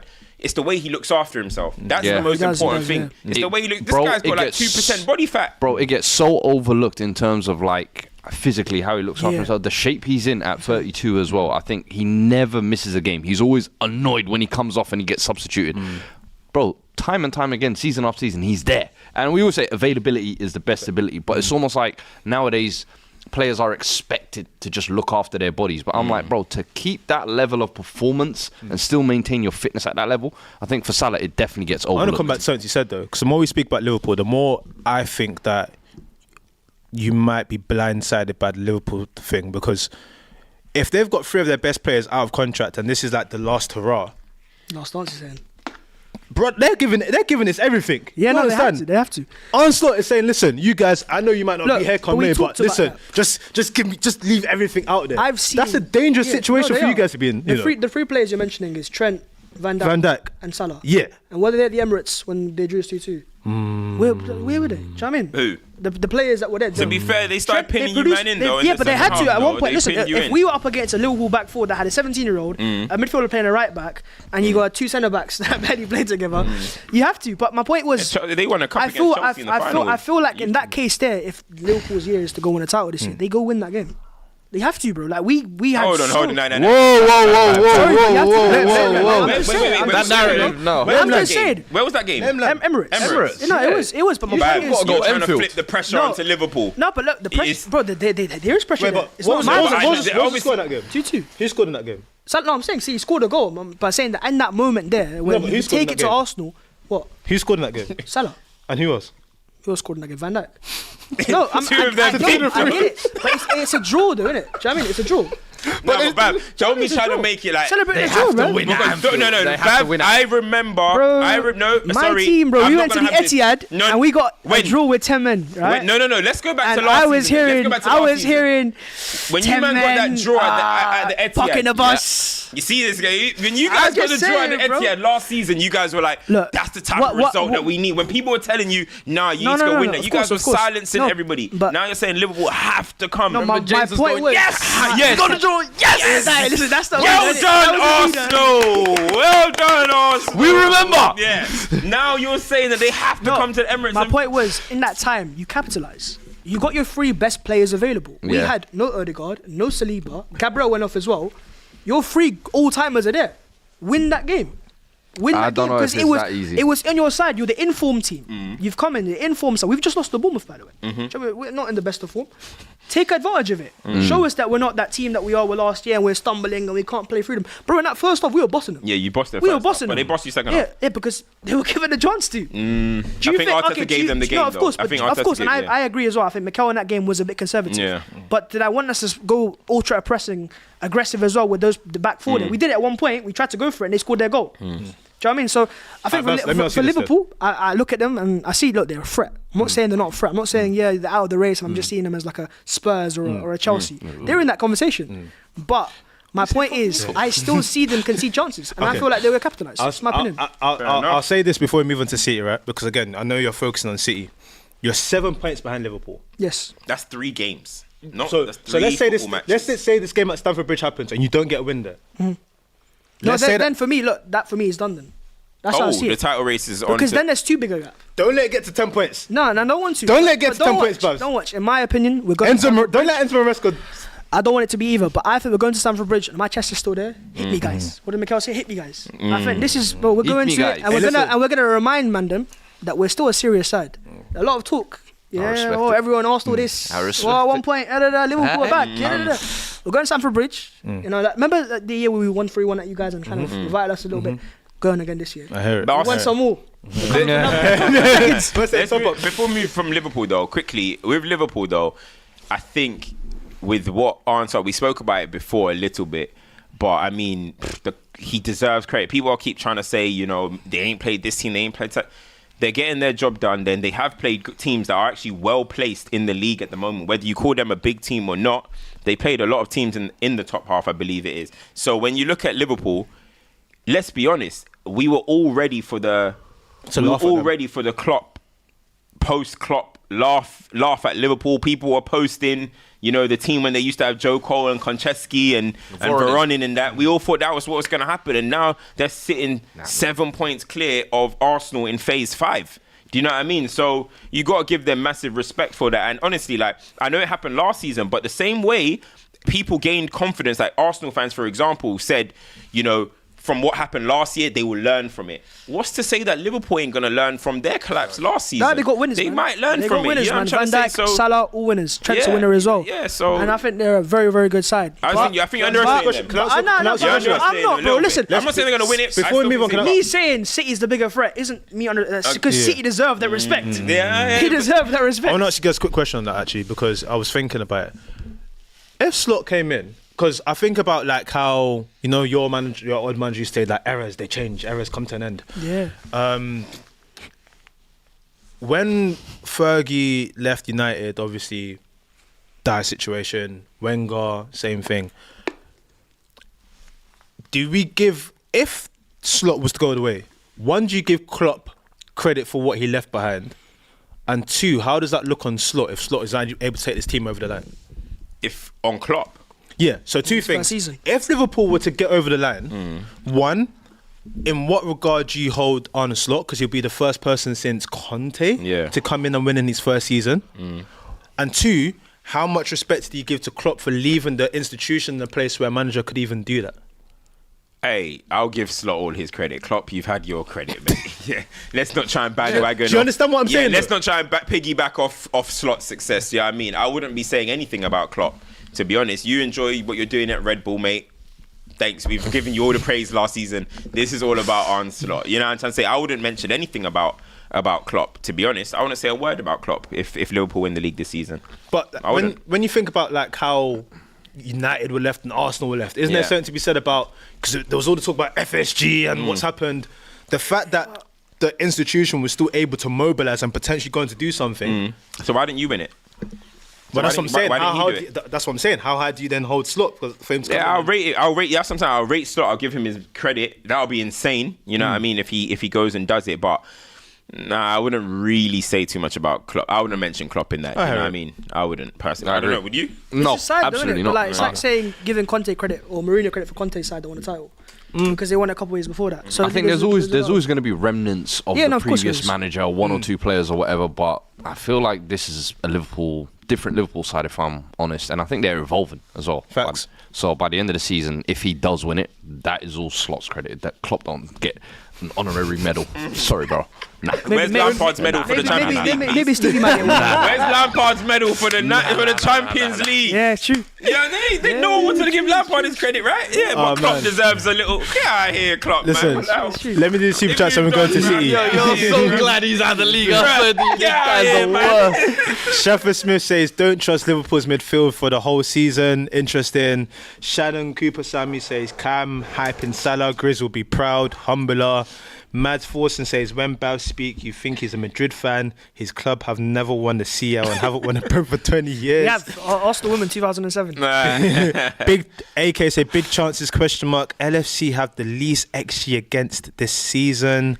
You man. TT says, City, Virgil. LFC have what it takes. Mikel looks clueless. Mac deleted the message. And Ilya says, Slot's tactical nous. Oh, what's going on there? Yeah, Elias. Slot's tactical nous is unreal. Klopp only played one-way heavy metal football. Slot is clever with his in-game management and tactical changes mid-game. We've spoken about this a few times. Yeah, I actually agree with that one a lot. I think Klopp had an ideology and an ethos, whereas Slot, he's like, I think it changed a little bit towards the end though. I don't think he started playing too much heavy metal though. No. But in terms of that was kind of the overarching theme was always when he came to through take the initially. game to them. Remember that it was that Europa League game against Dortmund. It was like was a 4-4 madness. something. Yeah, Yeah, very that was sharp. heavy metal football. I think that Forest game definitely scarred Slot. He's like, brother, I ain't Never going through that again. Yeah, Never again, bro. No again. All right, Manchester City. Man City. Were you not surprised? No. That's what I was gonna. No. If you I watch wasn't Man surprised City either, this yeah. season, you mentioned it. Adama Traore against Transitional Fulham game. threats, we've said even even against Wolves the other day, bro. No one remembers that Cunha was Nelson cutting. Semenyo was 1-on-1. Yeah. Yeah. He threw on goal true, and true. missed, bro. I was like, these guys are letting these guys off the hook. I think it's been coming for City, and City can still go and win the league, and I'm still have them as the favourites due to what they have done, due to who their manager is, etc. But I do think, as much as people want to say, oh, this is what City do, I do look at City each year, right? And I'm looking at them and I'm just saying, like, they are declining in quality, in general quality. Like when I'm looking at actually their actual squad, Rodri's injured right now, right? They got Cover, who was deemed surplus to requirements at Chelsea. All of a sudden, we're going to act because he's with Pep that he's goated or something. You got Cover, Gundogan come back, not looking the same Gundogan. They've got Bernardo, who for me, I think he's just getting away with it. He's just like a passenger. He's just getting away with it. And then you actually look at their attack. You look at their attack. Grealish does not score goals. Savio does not score goals. No. Doku does not score goals. It's literally It's Haaland or bust. Their biggest offensive threat is Erling Haaland up there. Obviously, they still have the top end quality of Haaland. They still have the top end quality of KDB when he comes back. I'm still going to put Foden in there as much as his stock is going down. Foden. But even him, not at it at the moment. But I'm just looking on a paper point of view. Like I'm looking at this City team and I'm like, I think a lot of the times we look at these players sometimes through the Pep lens. Like if Pep has them, it'll be no good. matter what, it's going to be good. But actually just take off them Pep lens a little bit. And you look at the Man City squad and it's like, it's a good team, but it's not nothing to scream and shout about, man. So when people are saying, oh, we can't win the league because of Pep, I'm like, nah, you're just making excuses that your team couldn't get it done. That's just how I see it, in my opinion. Like, I'm not looking at City this year and thinking, wow, if Liverpool and Arsenal beat this team to the title, wow, what an incredible job. Do you I don't see it like that. It's because they've set that precedent of being that dominant. Because historically, bro, teams that have won the title haven't always been dominant, 90 points. Pep has just made that almost like the new normal. So now that it's not happening, is it that big of a deal if they do win it at the end of the season? I think it's a great question. In terms of like, you're saying basically they might not hit 90 points, for example. They're not as dominant and as fearful as they were the past couple of years. And I feel like Pep has almost normalised that for us. Like there were probably years Fergie won the title where it was like on 80-something points. Yeah. You've lost a couple of games here and there. You look, but Leicester won it on like 82 points or something. Exactly. Well, so for me, I think at the end of the season, if he is there, which at the moment they have been able to almost do what champions do in nicking late wins, churning out results. Obviously now they've got back-to-back defeats, but is it that crazy that the performances don't match up? I just think sometimes when you measure City on that performance barometer, it's dangerous because you can't maintain that standard year after year, 100%, season after season. And I think now, especially with the injury list that they have had as well over the past couple of weeks, I think they've almost got like 7 or 8 players. I think that is going to have an impact on the way they play. But Haaland's dip in the past couple of games as well, I think, has had a knock on that. Bro, Mateus Nunes looks like their best player.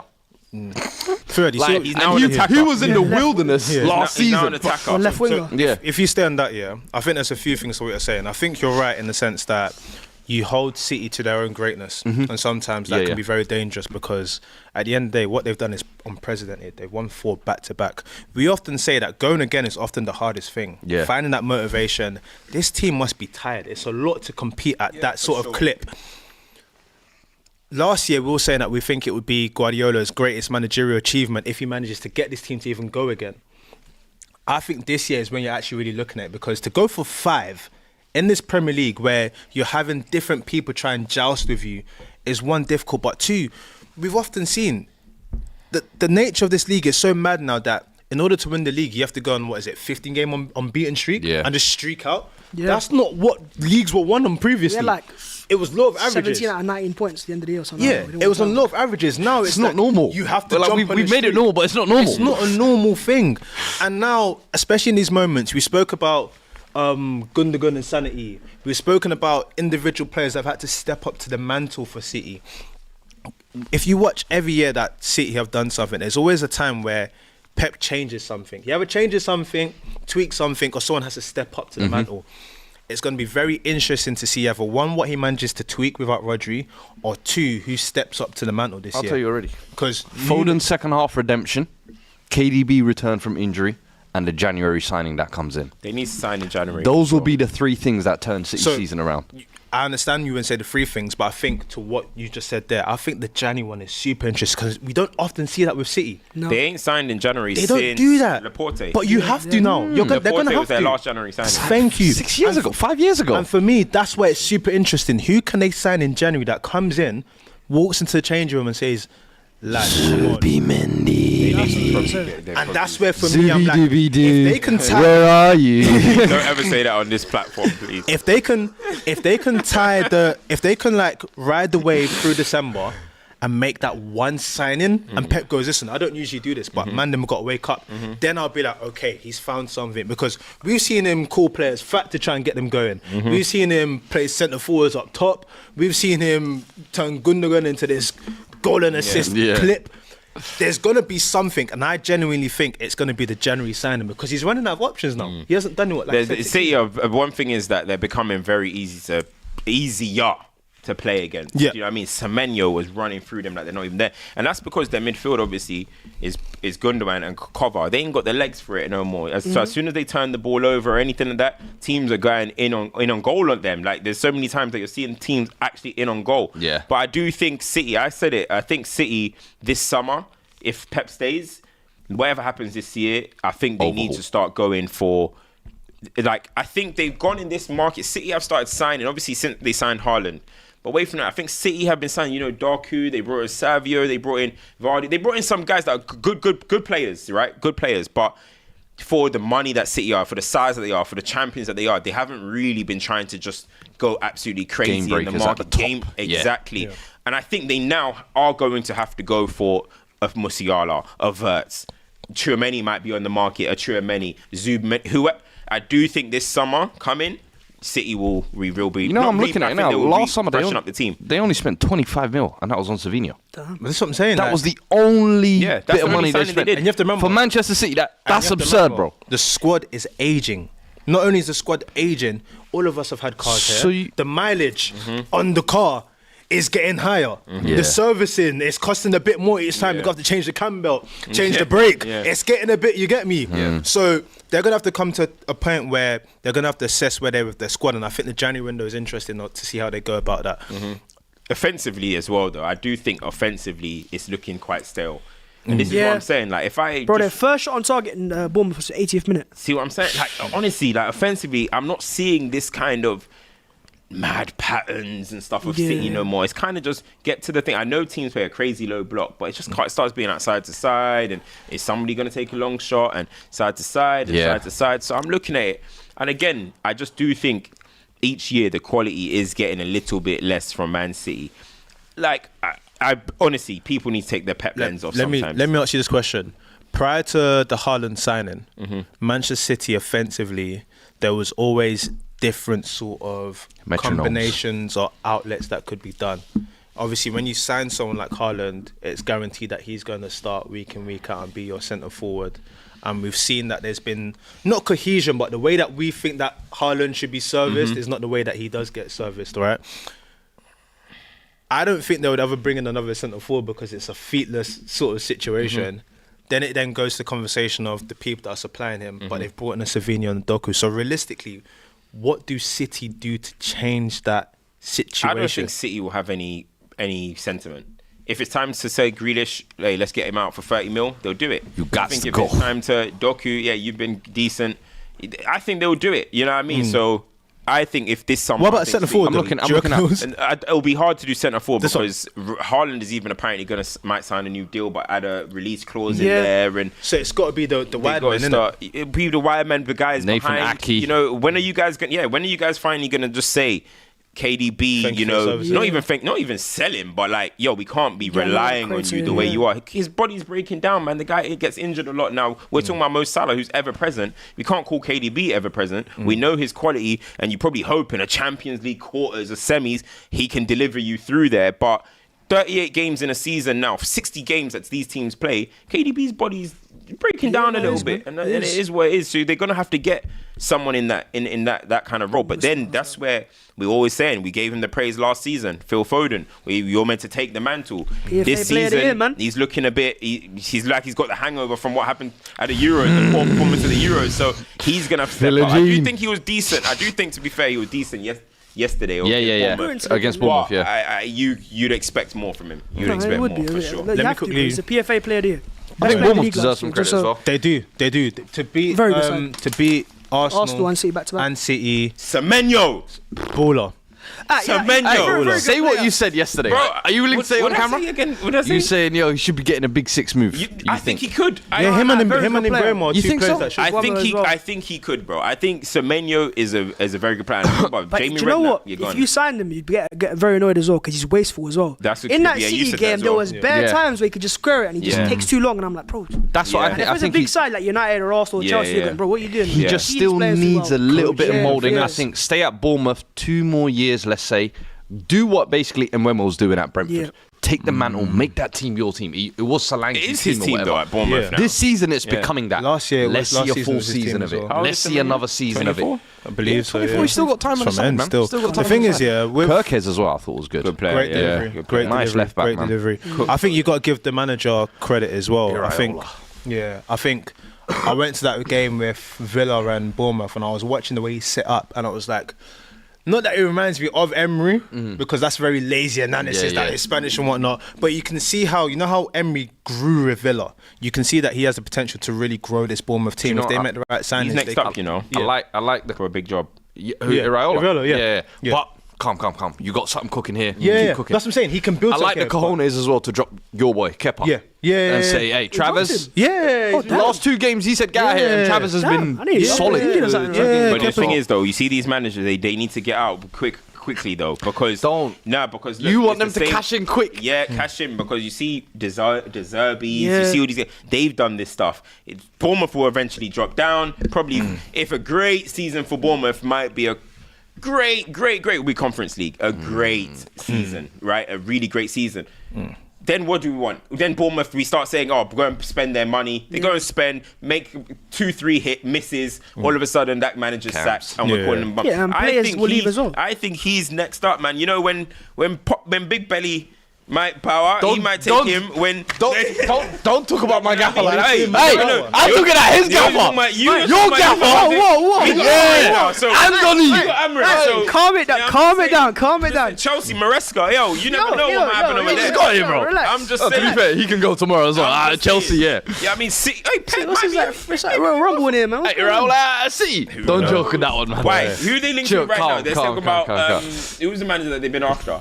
They'll go after me over there. Mikel. I think they'll do that. Do you think they'll go there? I think they'll do that. I don't think so. You no. man underestimate Come back home. massively. I don't think Then so. If they think when City let go of Pep, or Pep leaves, Yeah. they won't look at Mikel. You think they're going to take Mikel? Oh, I They think will he'll take definitely be a Mikel, But I candidate. don't think Mikel will go. I don't think they will. We'll see. Let me read all these super chats quickly. Ilya What kind of says, snake is he, bro? What kind of snake is he going to but Arsenal? I don't think I'm a he's going. snake, Giving them all the inside intel.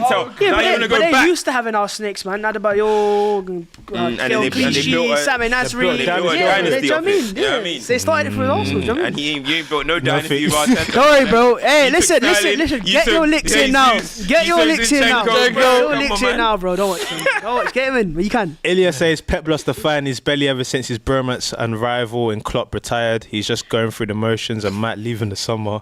Damn. Yeah, I think Zynical he says thinks- Wonder Kid Echeverry in Jan City said no to the loan. That'd be interesting. That'd be super interesting. Max sent a super chat with no chat. Max. Big up. My guy. Zynical says same convo every year about C. That is true. I think people always like, what's going on with C? But the thing is, I hate when people say this. Are we not meant to speak about City? Because if we didn't have a conversation about City, They'll say, well, we'll have it's City City. fans in our thing saying, speak Yeah. about City. Fact. When we speak on what we see, like, we all give them the credit that we think they'll still be there at the end of the season. Yeah. I think all of us still have them as champions. You don't, but I think us three have them as champions, right? But you still have to speak on what you see. If you're not just going to be like, well, City played brilliant today. They lost, but they played brilliant because, hey, by the end of the season, they're going to be winning the top of the table. Let's move on. You're going to speak about what you're Sorry, guys. Let's go. Oh yeah, we did mention That was going to be my champ, yeah. to be fair.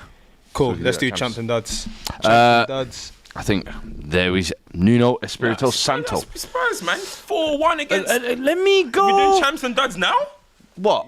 Before you we want to speak talk about Spurs as we well? have to just beat Villa 4-1. Hey man, listen, the game's. I love it. I thought you lot wanted to skip my thing. Nah, go. man. You're always trying to put Spurs on the You back. won Why? You 4-1 see how they put us at the against back of the program? Just Bro, yeah. just beat Villa Mighty Villa. They beat them 4-1 last year. No, let's not act like we didn't go to their crib and do this. I warned Watkins about this before as well. You remember I told him come link me. He didn't want to come link me. I told him come link me here. He didn't want to come link me. It's all good.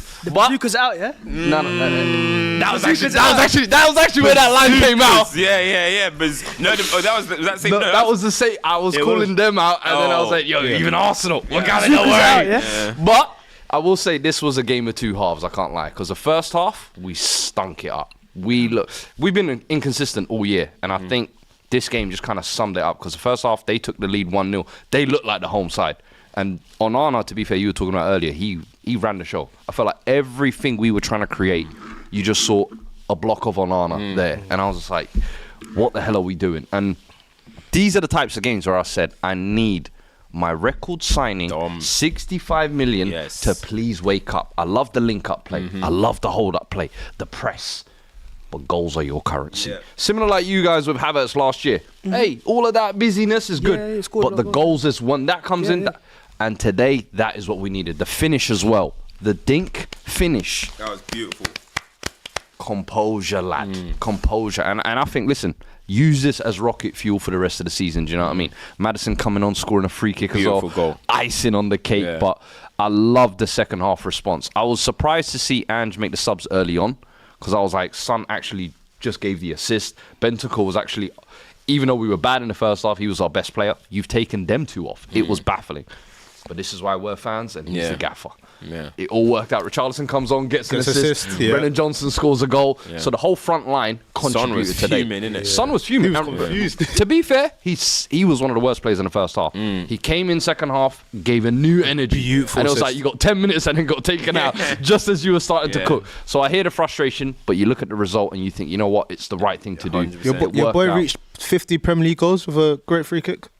Come on, man. Listen, 50, Yeah, 50. Listen, nice. You wanted to talk about why, he was getting subbed off. Today he was dropped. And it was like, hey, everyone was like, what's happening? Is Maddison out? And I said, no, bro. If you look at it, Maddison is still contributing this season. He just doesn't have that same role last year where he is guaranteed every minute. Yeah. You're going to be the thing the team is built around. No. You're now part of the cog. You're just another cog in the system.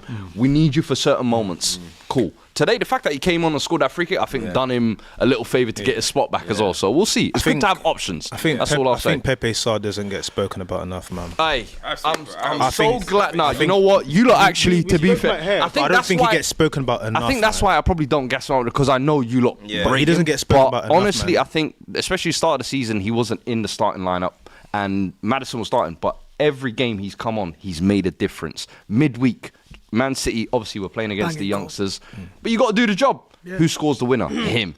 Today again, key part in the game as well. And I thought, bro, how old is he? I think 22. Yeah. Do you know why I rate him so highly? Yeah. In the world where midfielders are such a price, 22, high, you're throwing high prices to buy them and whatnot. This guy is someone that can clean up well, can attack well, does what it needs to do, partners anyone that he plays with really well, carries the water really well, but can step up beyond that. Like, I respect centre midfielders that are central midfielders and get the job done. I don't think he gets.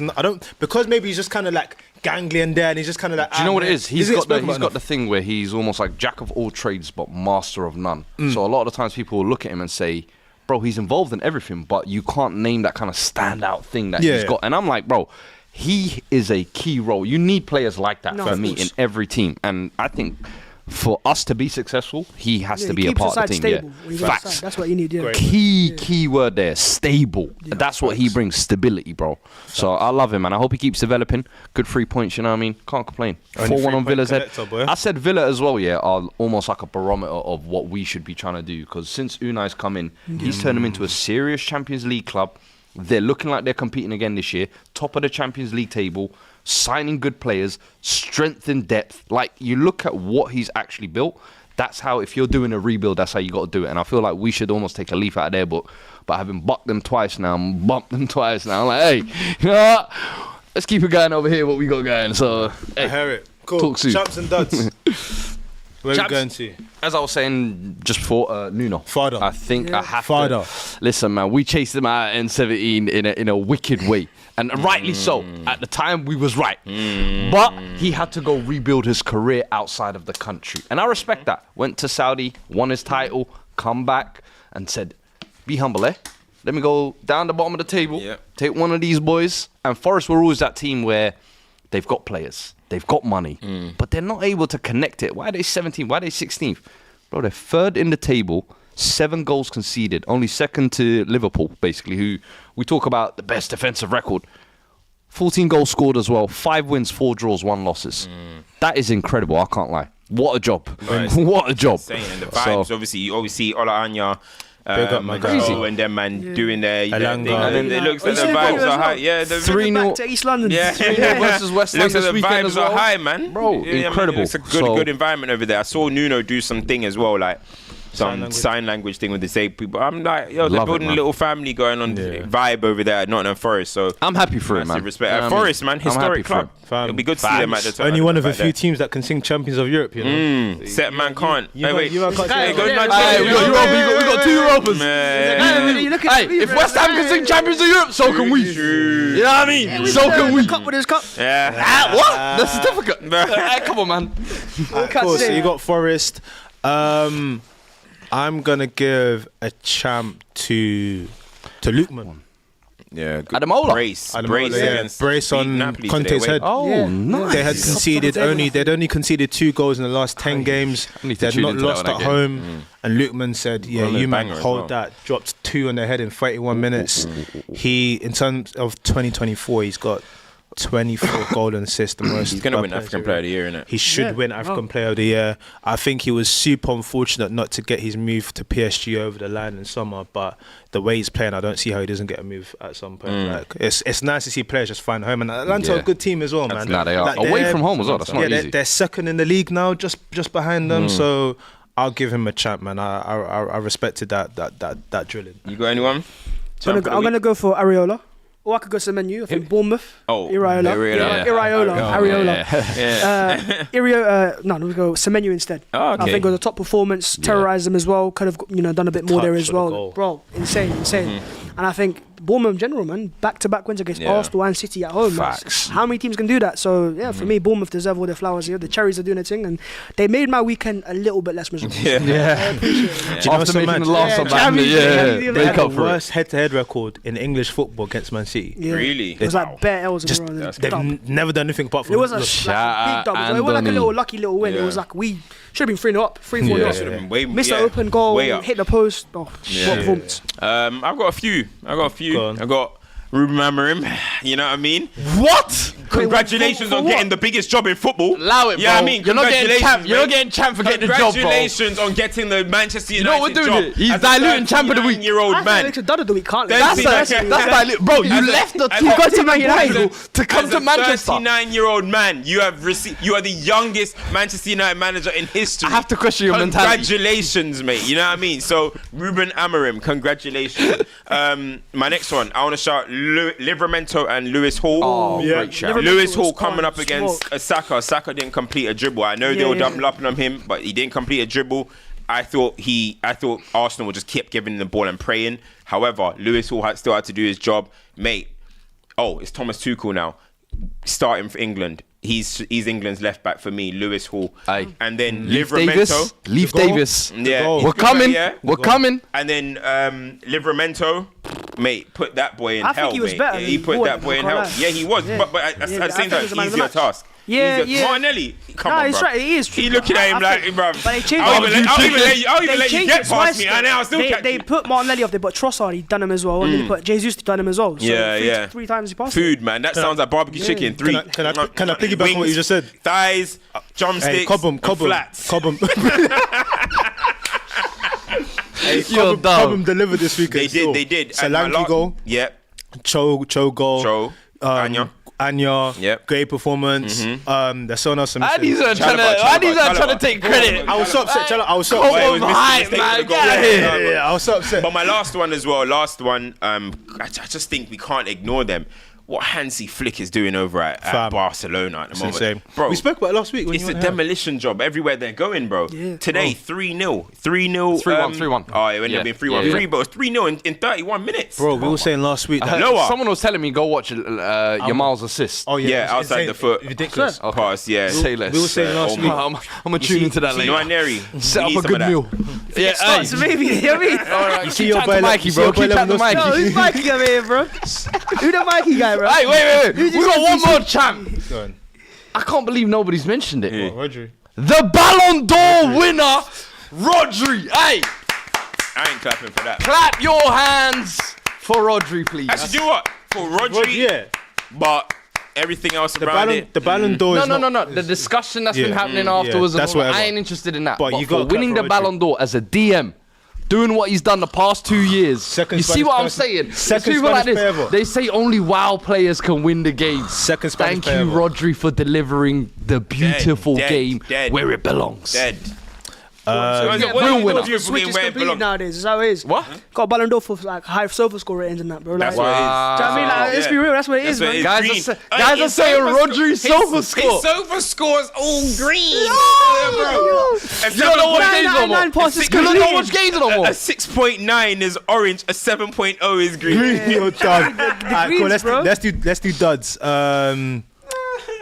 Have I got a dud? Oh, duds. Duds is an interesting one. France football. France football for? Yes. For The all farce. these leaks and The the farce. farce that it all caused. This person's won the Ballon d'Or. This farce. person, they even said that De La Fuente won the Coach of the Year, and it was Ancelotti. Bro, I'm telling you, mate. For France me, football. I think Madrid's reaction to the whole Ballon d'Or debacle. Justified. No one's going. For me, I don't I think think that that was is duds. pure duddery. I think you set a precedent for when it's your turn to win it because you're with the great Madrid. Your players are going to be there. Now, what if everyone decides they don't want to turn up? Right, don't No, they turn made up, bus man. calls. They made Yeah? bus The calls. biggest stars Yeah? are at Real Madrid anyway, made but bus calls. Oh, you man. see who Rodri's front seat was with, petty. but I think that's petty. You look at Lewandowski, you look at Ronaldo, bus Messi. calls. All the years they weren't going to win it. They still came there and and the still. circumstance around it is Yeah. different, which people keep forgetting, Yeah. bro. What is It's the different. circumstance? So the circumstance around it is that Man both, City had to call Madrid basically Come to on, tell bro. them. Both That, clubs. why Man City Wait, calling? But both. Shut I don't know why up. Man City. They're begging Put the it there a phone little down, bit. stop They're begging it, and act like a big club. Yeah, but you the- idiots. But at the same time, though, both clubs had been informed or believed that Vinny was going to win it. On the other ones, lower, you know, you're not when Messi had been told that we're going to win it from 3 weeks ago, and these guys turn up. But this one, bro, 4 hours before the information came out that it's not Vinny, it's thingy. So there's a little bit of still thingy think there. that's petty. You know what I'm saying? I still think that's petty. For me, there still has to be a level of, you know what? I think maybe Because my thing is, Vinny, you was not a clear runaway winner like that. But they don't tell him we he's- all thought Vinny was going to win, but it's like, the X factor, the goals in the Champions League. Listen, the but there was bottom no line is- clear runaway winner. So for you to have this entitlement of, how dare I not get the trophy, or I'm not turning out. It wasn't how dare. Yeah, I hate them, the man. Ballon- I hope the he Ballon never d'Or- wins one. The Nah, Ballon nah, d'Or. I hope nah. he never The wins Ballon one. d'Or's like a recipe. Rebecca Lowe, man. You Yeah. sound like Rebecca Lowe. He called his family in full play. Arrogant. That's you, bro. Shut up, man. That's you. No. It I is. get that far. Nah. But Vinny, that's petty. Nah. Madrid, that's petty. The Ballon d'Or's been when thrown you into label recipe. yourself the best club in the world, and you Then get they won the rewarded Club of all the Year these as well. matches, and you walk around like you're the best, act like you're the best. I think Nah, the Super the- League had a big part to play in that, Yeah, bro. the Ballon d'Or is a Perez is recipe. shaking tables, The bro. Ballon d'Or is a recipe. And listen, at the end of the day, you got to remember, all of this stuff is a political play. Like, there's big awards at play than just the awards. So, listen, if that's how you want to get your stuff off, who am I to get involved? Yeah. I don't think I've got any duds, you know. I'm trying to think hard, but I can't You got think any of... dud? Bav, dud of the week? I'll give it to you, Martinelli? boys, innit? Oh, bro, the left hand's For a that Trossard. performance? Yeah. Oh, stinky performance, man. I swear to God. Yeah, I'll give it Trossard, man. I think Trossard? I swear, bro, he's so annoying as a player. He's a unicorn because we don't know what he is. Is he Yeah. good? Is he bad? I swear to God, because he'll score some very important goals. Like last year, 19 goals, and we're going, wow, what a player. 19. 19. He scored 19 goals last Yeah, season. in all comps, it was 19. For Arsenal? Yeah. he's 19. Bro, He's do you second remember highest scorer. Trossard I was didn't know. busy, no, bro? I know, but 19, I did not know it that 19. much. This is why I Bad was goals, low-key like, saying half he of- should be half of starting. them. I'm so I was- do you sorry. remember I kept fighting for him to start? I was like, yeah, Half off the start. bench, man. It's not making His sense. last goal for Arsenal was against Leicester, September. Yeah, I'm so And he's sorry. been starting games. My do you know what I mean? dud is West Ham. My dad is West Ham. The 3-0 loss to what? It's just that at what point do we keep going through We're this? the league right now. It's because they gave them a lifeline last week. Thank you. Thanks, West Ham. Well, I got Ten Hag They're out, 14th. so Yeah, that's what I'm it's a saying. win-win. They're Thank you. 14th. They're 1 point above Leicester, who got a win. No, they got a draw. Southampton got their first win. Yeah, which is- first win against Everton. Yeah. Jack Russell, we're going to get you, boy. Yes, man. Oh, sorry, Russell Martin. Jack Russell, man said the dog. He's an idiot, bro. He's an idiot. Listen, like, share, subscribe. We'll be back next week. Bruv, is there anything people need to be following, Shout out watching? you, man, for Shout coming. Big up, through. man. Yeah, nah, I appreciate it, You man. held it down, man. I tried my best, You're under man. pressure, I tried my bro. best, bro. Plug anything? Nah, well, listen, I got the content on my channel, Bass14, of course. Stay away from the Twitter. Just don't go near that. Yeah. I can't even say Instagram. Mentor's banned for 3 days, bro. Bro, what'd Yeah, you do? Bro, I tried to DM copyright, him bro. earlier. All I couldn't reply Copyright. to it. Yeah, copyright. 3-day restriction, so I got to chill on that. But yeah, Bass14, What did all you platforms. I posted there was 5 things after. I had maybe a clip in there or some shit. And they've copyrighted it. But 3-day ban on that Insta. So yeah, it's what it is. We're in the jail for that. But on YouTube, Bass14, and all the content's there. And hopefully you coming. there'll be a 5 things after we beat Chelsea on Sunday. Make sure you stay tuned for that. Hey, slime home, baby. Slime home. I like it. Slime is home. That's Hey. a chump. You know That's what I mean? that's chump of the month. Bro, What about the free trade? duck, man. The trade. Free duck. I was gonna say it was a trade, Free basically. duck. Free duck, man. You're a Real talk, man. Free duck. We'll have 1 thug, but 1 dirt, please. Hey, we Hot busted tap that one. gunner as well, but Yeah. listen, Anyway. like, share, subscribe. We'll be back next week. You already know what to do. We're out. Peace. Peace.